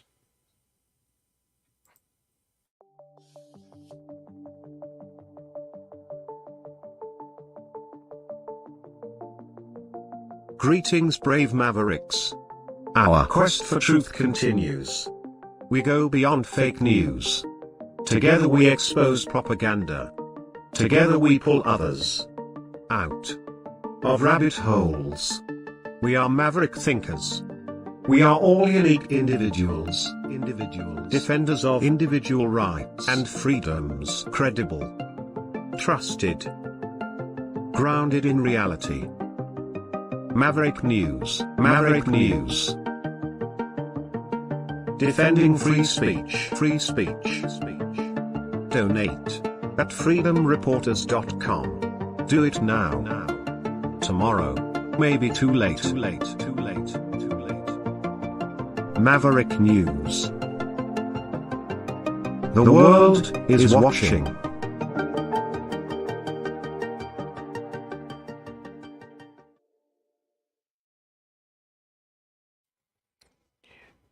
What else do you want to talk about? I don't know if he's coming on or not. I haven't heard back yet, but Yeah, okay. So no Mike, I guess. no, he'll probably show up. He's probably getting himself ready. So just give him a little time. Yeah, okay. So the truth is he's, sitting there in his skivvies and He might got to be. at least put a shirt on. I at least put a shirt on. He sent me a picture of him because he's a musician, you see. Did you know that? I didn't know he was a musician. Yeah, he's a musician. I can show you the picture. Let me just format it so I can get it up on the screen for you. Just hang on. This is diplomacy in action. Yeah. Let me get this for you. Oh, diplomacy. Since you bring that up, Uh-huh. I refuse to talk to Mike unless he brings 3 bags of Skittles. Well, that's kind of short notice. Well, so what are you uploading a picture? Yeah, I am. I'm getting his photo up here. Almost there. Okay. What do you think of Maduro's jet being confiscated by the U.S. government? I didn't have time to look into that because I was looking up all this other stuff. Where did they seize it? I did see the article. Dominican Republic. Oh, so the long arm of the U.S. law will take what we want from wherever we want, from whomever we want. Wow. $13 million jet. Yeah, I think it was kind of a shitty deal, but Here he is. Okay, well, let's just give him a moment to get his headphones on, his mic set up. And I'll bring up that photo in the meantime. Of him as a actually, if I musician. knew Mike was going to be on, I would have put a Russian flag behind me.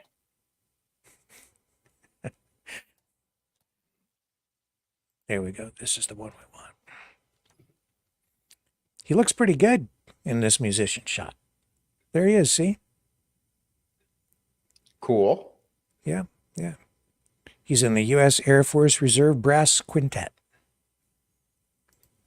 Okay, you ready there, Mike? Okay, thumbs up. Here we go. There you are, So sir. Mike, now I want to hear you play. Oh, geez. I'm a little out of shape. Well, so am I. I'm a fat man, but that has nothing to do with it. Well, hopefully I won't overload the microphone, but...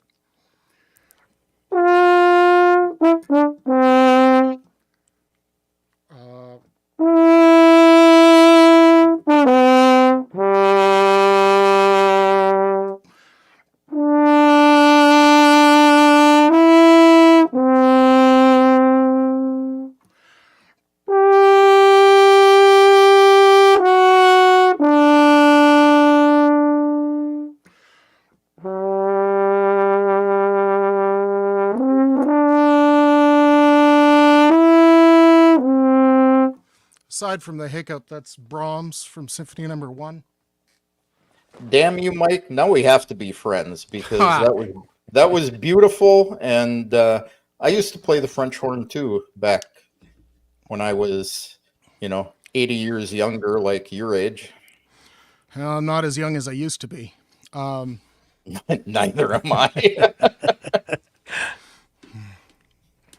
Well, I was young in that picture. That was... I'd like to say it was 2003 based on the rank I'm wearing and the fact that I only have a single medal on my chest. That has to have been 2003. yeah, you look like a teenager there. Yeah, Frankly, my first day in the military was the 11th of September 2001. It was the day I first swore a constitutional oath. Didn't mean it that way. That's just the way it happened. I had finished my graduate school at University of Southern Miss, and I was auditioning for jobs musician jobs. So Seattle Symphony was one of the jobs, Houston Opera. I had been accepted to the Southern California School of Music in Hollywood, where they turn out studio musicians. And University of Iowa is on my list. I hadn't done the Seattle or the Iowa audition yet, but I did an Air Force Band audition in April of 01 as I was finishing up. During spring break, went and took the Air Force audition, won that job, and got back to the school, and my professor was like, you're still thinking of going for the doctoral school auditions? I'm like, yeah, I still want to get a doctorate. That sounds like something I should do. He's like, what's the purpose of going to school? It's to have a job. Take the job. The other things will always be there. So after 22 years in the Air Force, I finally retired. And now I have to decide what I'm going to do for a job outside the Air Force. Maybe go back to school. I did. Long time ago, I was at the University of Colorado in Boulder. That was the first college I went to. And I was a double major. I had a music scholarship. And I spent a semester as an English major, and then because I wanted to write, and then I realized that's not what you do when you want to write. So I switched to engineering because I've always been good at it. And I have 2 years of an engineering degree, so I might finish that. So I have the GI Bill still. What was that? Yeah. So engineers become writers, apparently. No, I was, I wasn't good at everything, but I was good at a lot of things. I was a musician. I had, I had been one of those screaming jazz trumpet players, the Doc Severinsen types, in early high school. I still have a high range. You don't need to hear that. I'm out of shape. Nobody needs to hear that. And, then I switched to horn. I was 17 years old the first time I picked up a horn, and really started falling in love with it. I practiced that a lot more than I ever practiced the trumpet. And that's ended up being what I did. So just one of those weird things. Good times. Well, you can always go throw the case for the horn out on the street corner and play and have people toss coins. You say that, but you'd be shocked at who actually stops by those places. No, so yeah, I still teach lessons, and I started practicing again because after 22 years in the military, you need a break, and I did, and now I got itchy, so I have my pension, but I can't remember not having a job. I was 14 years old when I got my first job. And I've never not had a job. And so now I'm getting itchy. I'm doing stuff for people. I'm teaching some lessons, playing the occasional gig, but I'm getting itchy. I need an actual job. So part of growing up poor. You can do what the rest of us unemployed DOD people do. Start a YouTube channel. Yeah, I thought about it. That's not really my bag. Maybe, but it's not really my bag. I could do, sorry, you can't really see it. That's my Doctor Who shirt. So you were right. Yes, I was in my skivvies. It's a day off in the States. It's our Labor Day. So I had the day off and I took it. I'll tell you a secret. I'm sitting here in my skivvies right now. So. Well, it's Zoom rules. So yeah. I remember in COVID, we couldn't go to work, and if you're a musician, you can't do your primary job, but you still had to figure out ways to do it. So we were trying to do videos when we could and stuff like that, but we were having unit meetings over Zoom, and everyone was joking because you had to be there in uniform, but since they could only see you from the waist up, that was the only part of the uniform you put on. So it was like a running gag. Like, did you put pants on today? So, yeah. Well, I can tell you when I get up at 2:00 in the morning to come on with Rick, I don't put on any more than absolutely necessary. So yeah, I was in the military for 22 years, musician the whole time. I got to 36 nations on 4 continents. It was a good gig. I highly recommend it. And retired last fall, and I took a couple of months off. I only did a little bit of stuff the end of 23, and then I started doing more in 24. And I've dropped a couple of resumes, so we'll see if I get full-time employment here. Well, good luck. Yep, thanks. Tell me about you. Well, I started out my career. Well, I started out as a computer programmer and with an engineering degree, and started working at what back then was Martin Marietta on visual guidance systems for drones. So the old camera-based, loaded up full of pictures and compare it to the local topography to where you want it to go, and real old stuff. And from there, I did some work at Microsoft for a little while on embedded systems, so that your car too can listen to you while you're driving down the street and report all your personal data to sales and marketing people. And then I became a Department of Defense contractor doing anti-Russia propaganda. So that's what I did until I came over here.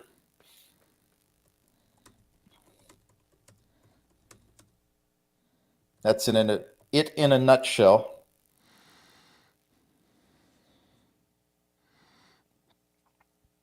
Cool. How about you, Rick? My story is not that interesting, and I'm really more interested in you guys having a conversation and learning about each other. I'm just a media guy. I've just always worked in the media, and that's as far as we need to go tonight, because I'm on here every night, so the regular viewers know more about me than they probably want to already. And my dog. Does Mike know about the nurse who wants to put you on the third floor? We haven't discussed that, but I think that goes without saying anyway. It's just self-evident that Yeah, Rick went in for a checkup not too long ago to I have don't some get that testing reference, I done, guess. Yeah. and the nurse wanted to put him in the psycho ward up on the third floor. Yeah, I don't remember exactly what was it that I said to her. I was talking to Kevin about it, and I don't remember. oh, it was about it was some reference to they when I went to the emergency department, she asked me some questions, and I don't remember what the question was, but it was something about to assess your psychological condition, and I said, well. I answered the question correctly, but then I said, except that I don't really know what's real anymore from everything I'm seeing online. And she said, don't tell me that, or I'll have to, put you up on the psych ward.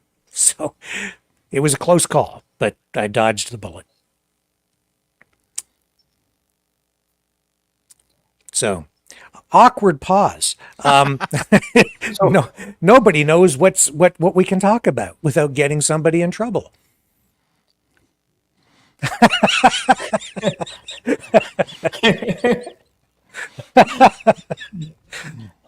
This is the weirdest. The poop show that was off the charts, but this one's just weird. This is pretty weird. It's pretty freaking weird. This is the show with no topic because we're not allowed to talk about anything. So what are we talking about? I'm just grateful for both of you guys doing this. Just at least we can get this far, and in this fog of war, we have this terrible situation where this is how bad things are. We can't actually talk. This is terrible, but I'm glad that you guys are both brave enough to do this and extend an olive branch to each other. Thank you. That's the thing. You can't listen to only one side. You need to take both sides. You need to think things through, and dump 90% of it out the trash bin and make a guess. Yeah. Well, and there's a lot of propaganda flying around on all sides because it's a war, and it's hard to know what the truth is. So when I told the nurse that at the hospital, I was just being honest. And that just shows that I'm actually sane, not insane, which is why the world is upside down right now. Well, yeah, saying what you don't know. I have no idea what you're talking about with the third floor, but it's the psych ward at the hospital. I gotcha. Because I've gone into the doctor a couple of times, and they're like, "Holy cow, what's going on? We need to admit you." But that was I had the weirdest thing, and I had never heard of it before I had it. I just had like a Joe Basic flu. Nothing to write home about. It wasn't even enough to keep me home. It was just enough to annoy me, right? And so I was even at work, but then I got home and I woke up in the middle of the night and I couldn't stand. I couldn't walk. It was just weird. I guess you can get a secondary viral infection in your inner ears from just your standard cold or flu. I had never heard of that before, but it was miserable. But yeah, that was when I would go into the doctor. And when you have an infection that's long-term like that, because viral, there's nothing you can really do about it. And it's in a place where you can't flush anything because it's internal. Yeah, I mean, all I could do was drink a lot of water, but man, my blood pressure was through the roof and my temperature was not thrilled. And yeah, there were a couple of times they're like, "Should we keep you overnight?" And I'm like, "No, just send me home. It's fine." So good times. I don't know why we're talking about that, but hey. So Martin Marietta, where did you work? There was a big Martin Titusville. Marietta. Oh, okay. There was a big Martin Marietta plant in Southwest Denver for a long time. Yeah. They worked on the shuttle solid fuel boosters there, if I remember correctly. I might be wrong. Yeah. That was a long time ago. I'm like 160 years old at this point. So. Yeah, I'm just so there's that question. I don't know why we want to talk about food, but I guess have at it. I'm going to check in the chat on the other channels and see if there's anything that anybody in the audience wants to ask you guys. Yeah, feel free. Yeah. So Kitty the prepping cat wants to know what our favorite food is. Oh, jeez. Jeez. I'll start. Anything that's cooked. Yet you can tell by my size. I like food. I like trying new things. One of the rules of travel is eat and drink what's local. One of my favorite things to do. I mean, there's a lot of food that I like. One of my favorite things to do is when you're someplace and you don't want to go to just whatever standard place is there to eat. You ask somebody local, or like, okay, where do you eat lunch? You know, what do you like in this area? And then you try the local stuff. And that's almost always been a success story for me. So if you're talking about favorites, that's usually my favorite, is whatever is local and people recommend. Yeah, kind of off the beaten path, not the touristy places. Sometimes they can be, but you're right. You want to. For instance, one of the cities I actually don't like very much is New Orleans, and that's because the French Quarter is full of so many restaurants that are just bland. They're for your average tourist. That there's the food there is just not great. You can find the corners, even in the French Quarter that's so touristy. There's some corners with real food. God, that was before the military when I'm not a big New Orleans fan. And I'm like, okay, well, let's find a jazz bar. And I found something called the Funky Butt, which is not there anymore. It's there, but it's no longer called that. And they had good beer on tap. And I looked up on stage and one of the Marsalis brothers was playing drums up there. I'm like, okay, this is my place for the night. Sat down with a beer, and another Marsalis brother walks in with a trombone, and now I get two on stage, and I'm like, okay, yeah, this is my night. It was a great night. That would have been July 01, so it would have been 6 weeks before I went to basic training. So what countries have you visited? Oh, geez. You want me to name all 36? Oddly enough, I've never been to Canada, so you can laugh at me for that. I've never been to Mexico either, but odd one I've been to is Cabo Verde, the Republic of Cabo Verde. Well, that was kind of cool. Some of your standard ones, Portugal, Italy, France, all the Low Countries. I didn't get to Finland or Iceland for the Scandinavian countries. I got to the rest. Norway, Sweden, Denmark. I got to all the Baltics, Poland, Ukraine, Romania, Czech Republic, Slovak, Germany, of course. I lived there for 5.5 years. Serbia. Never got to Turkey. I kind of want to go to Turkey. Tunisia was kind of interesting. Of course, military. So Iraq, Afghanistan, Kuwait, Qatar, Kyrgyzstan, Kazakhstan. One of the coolest trips I had was actually one of the longest flights I had. Frankfurt to, we called it Joburg, Johannesburg in South Africa, and then we took a puddle jumper up to Botswana, Gaborone. That was one of the coolest ones I ever did. Because you never plan on your travel days. You never plan to do anything. That's just, you're asking for problems. And so we did a big long flight, and after that we had almost 24 hours off because everything actually went right. No flights were delayed. And so we had all of our flex time available to us. And so we're like, safari. So yeah, we went on a safari and saw hippos and baboons and giraffes, and that was kind of cool. And then we did a whole bunch of other stuff, did some music through the country. That was a cool trip. Haven't been to South Africa. I really want to make it to Antarctica, but I don't know if I'll be able to make that happen. That would be cool. Have you traveled much, Kevin? I've traveled a lot. I'm old, so my memory doesn't draw things up like that. I've been to Canada and Mexico. Haven't been to South America, but I've been through most of the European countries, Taiwan, Lebanon. So Taiwan's in Europe. Well, I'm sorry. I couldn't nowadays, resist. sure. I couldn't resist. Lebanon's not either. So Ukraine, Russia. And what part of Canada did you visit? Toronto. That's not Canada. That's just a big chunk of cement. It just plunked right in the middle of Ontario. That's all it is. Well, yeah. What can I say? And a lot of Canadian National traffic. Railways. I was a CN brat, so. Where should I go? I've heard Montreal is nice. Vancouver, I've also heard is nice.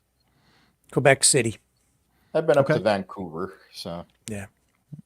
Quebec City, because it's just, it's like stepping back in time. It's like you would go back to the 1800s. You walk around there, the old buildings. That's valid. Yeah, it's it's very, very cool place. One of my favorite scientists, because I'm a big nerd, is Neil Shubin, who I don't know if he still is. At one point, he was the director of. He was some sort of one of the medical school directors. I can't remember the specific part at the University of Chicago, but he is he's a fish anthropologist by training. That's what he got all of his schooling in. And he's the guy that discovered Tiktaalik, which is that famous tetrapod that was it bridged one of those gaps, and that's very cool. And he found it in on one of the islands in North Canada. That's I don't know if it was above the Arctic Circle or nearby, but that would be a cool place to go to. I like going in places where it's just way out of the way. But again, I don't know if I'll get there. Maybe I'll go up to the University of Chicago and talk him into letting me help on his next expedition. Cool. Your Inner Fish was his famous book. It's a great book. I own a place in Romania. I have been to Romania, Cluj, and I can't pronounce the thing after the hyphen. Sibiu. I was in Bucharest, but it was like for an hour, so that doesn't really count. Yeah, my place is in Timișoara. First place I had a pizza with an egg on it. Oh, really? You can get those in the States. That's good stuff. So that was pretty much the conversation, evidently. Yeah. well, you know. So Seize the Day wants to know boxers or briefs. And you know what? Boxer briefs. I'm just going to say. Yeah. Why? You think I'm kidding, but I'm not.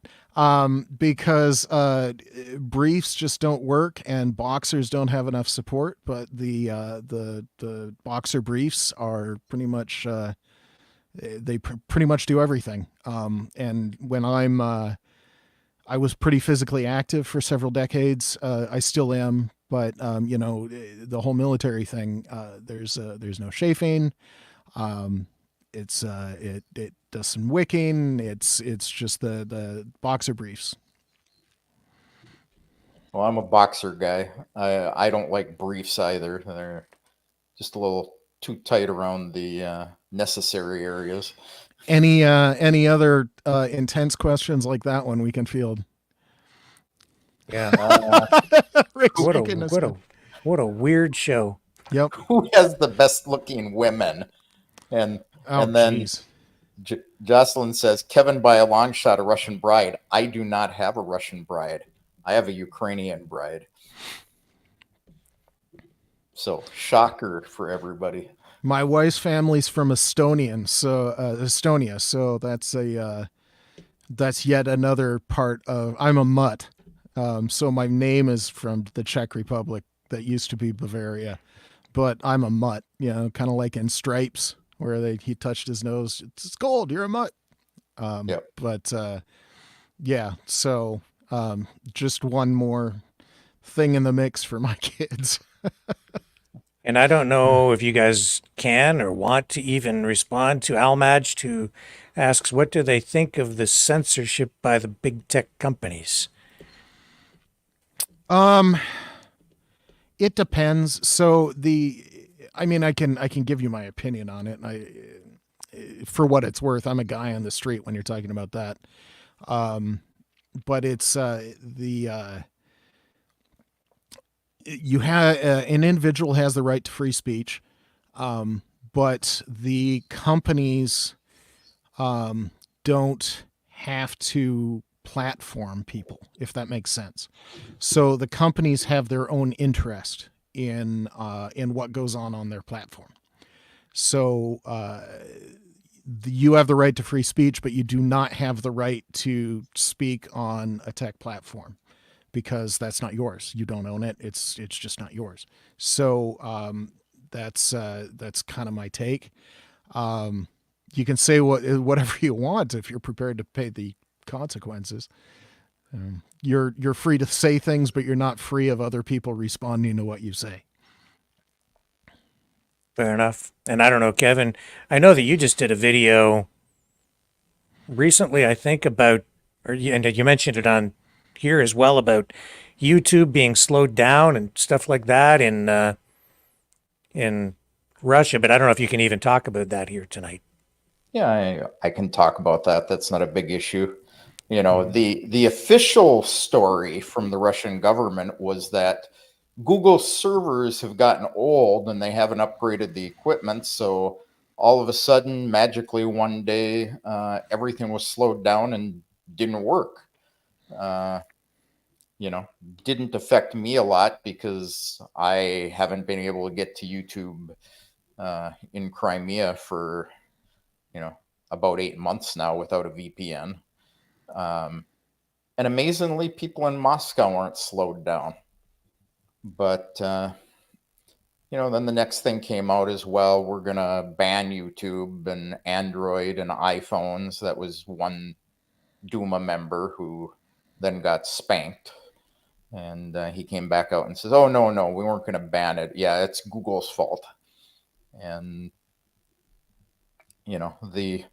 the backdoor sources up there say that it's really to apply pressure to Google because Russia is their second largest viewing audience.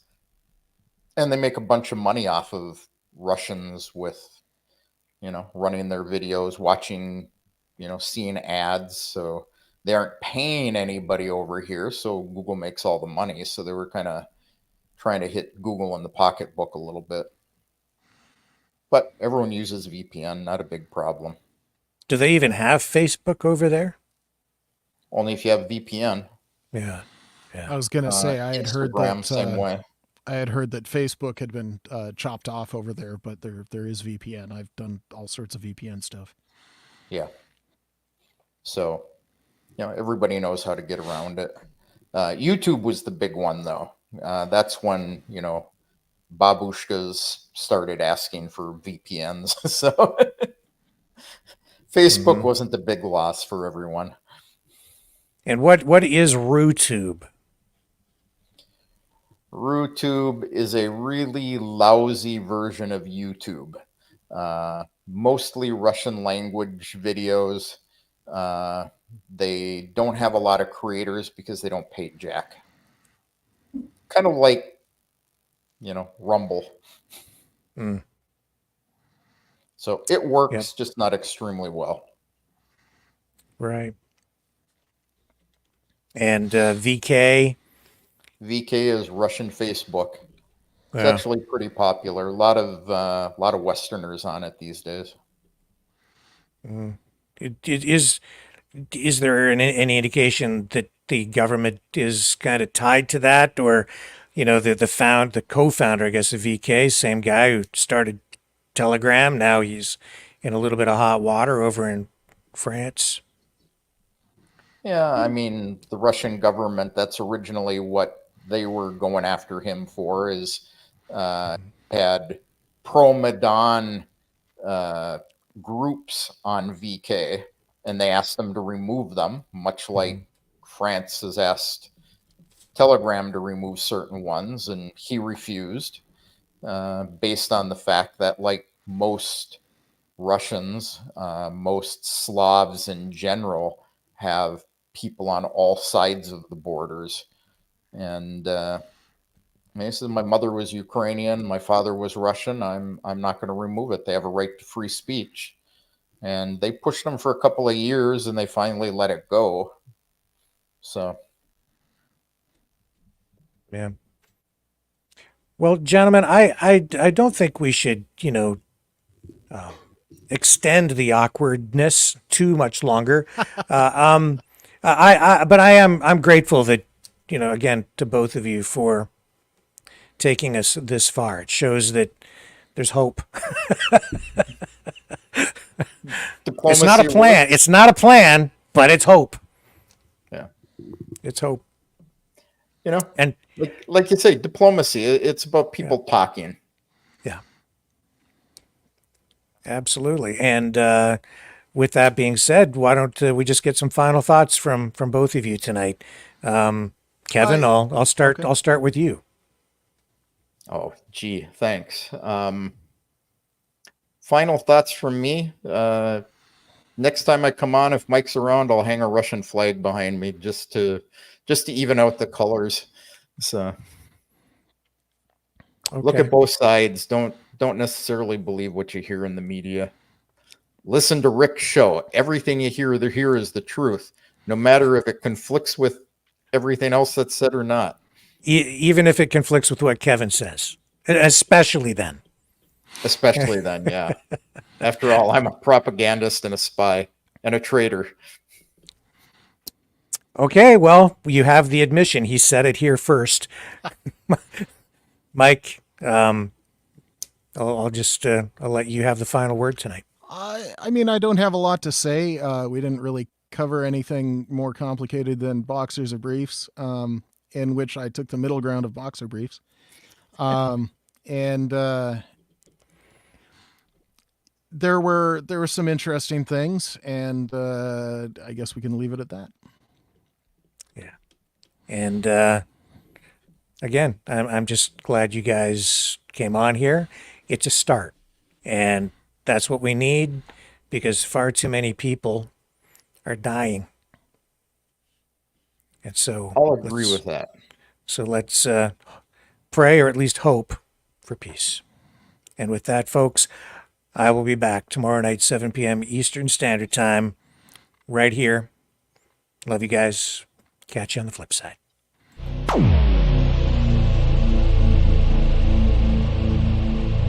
This has been a Maverick Multimedia production.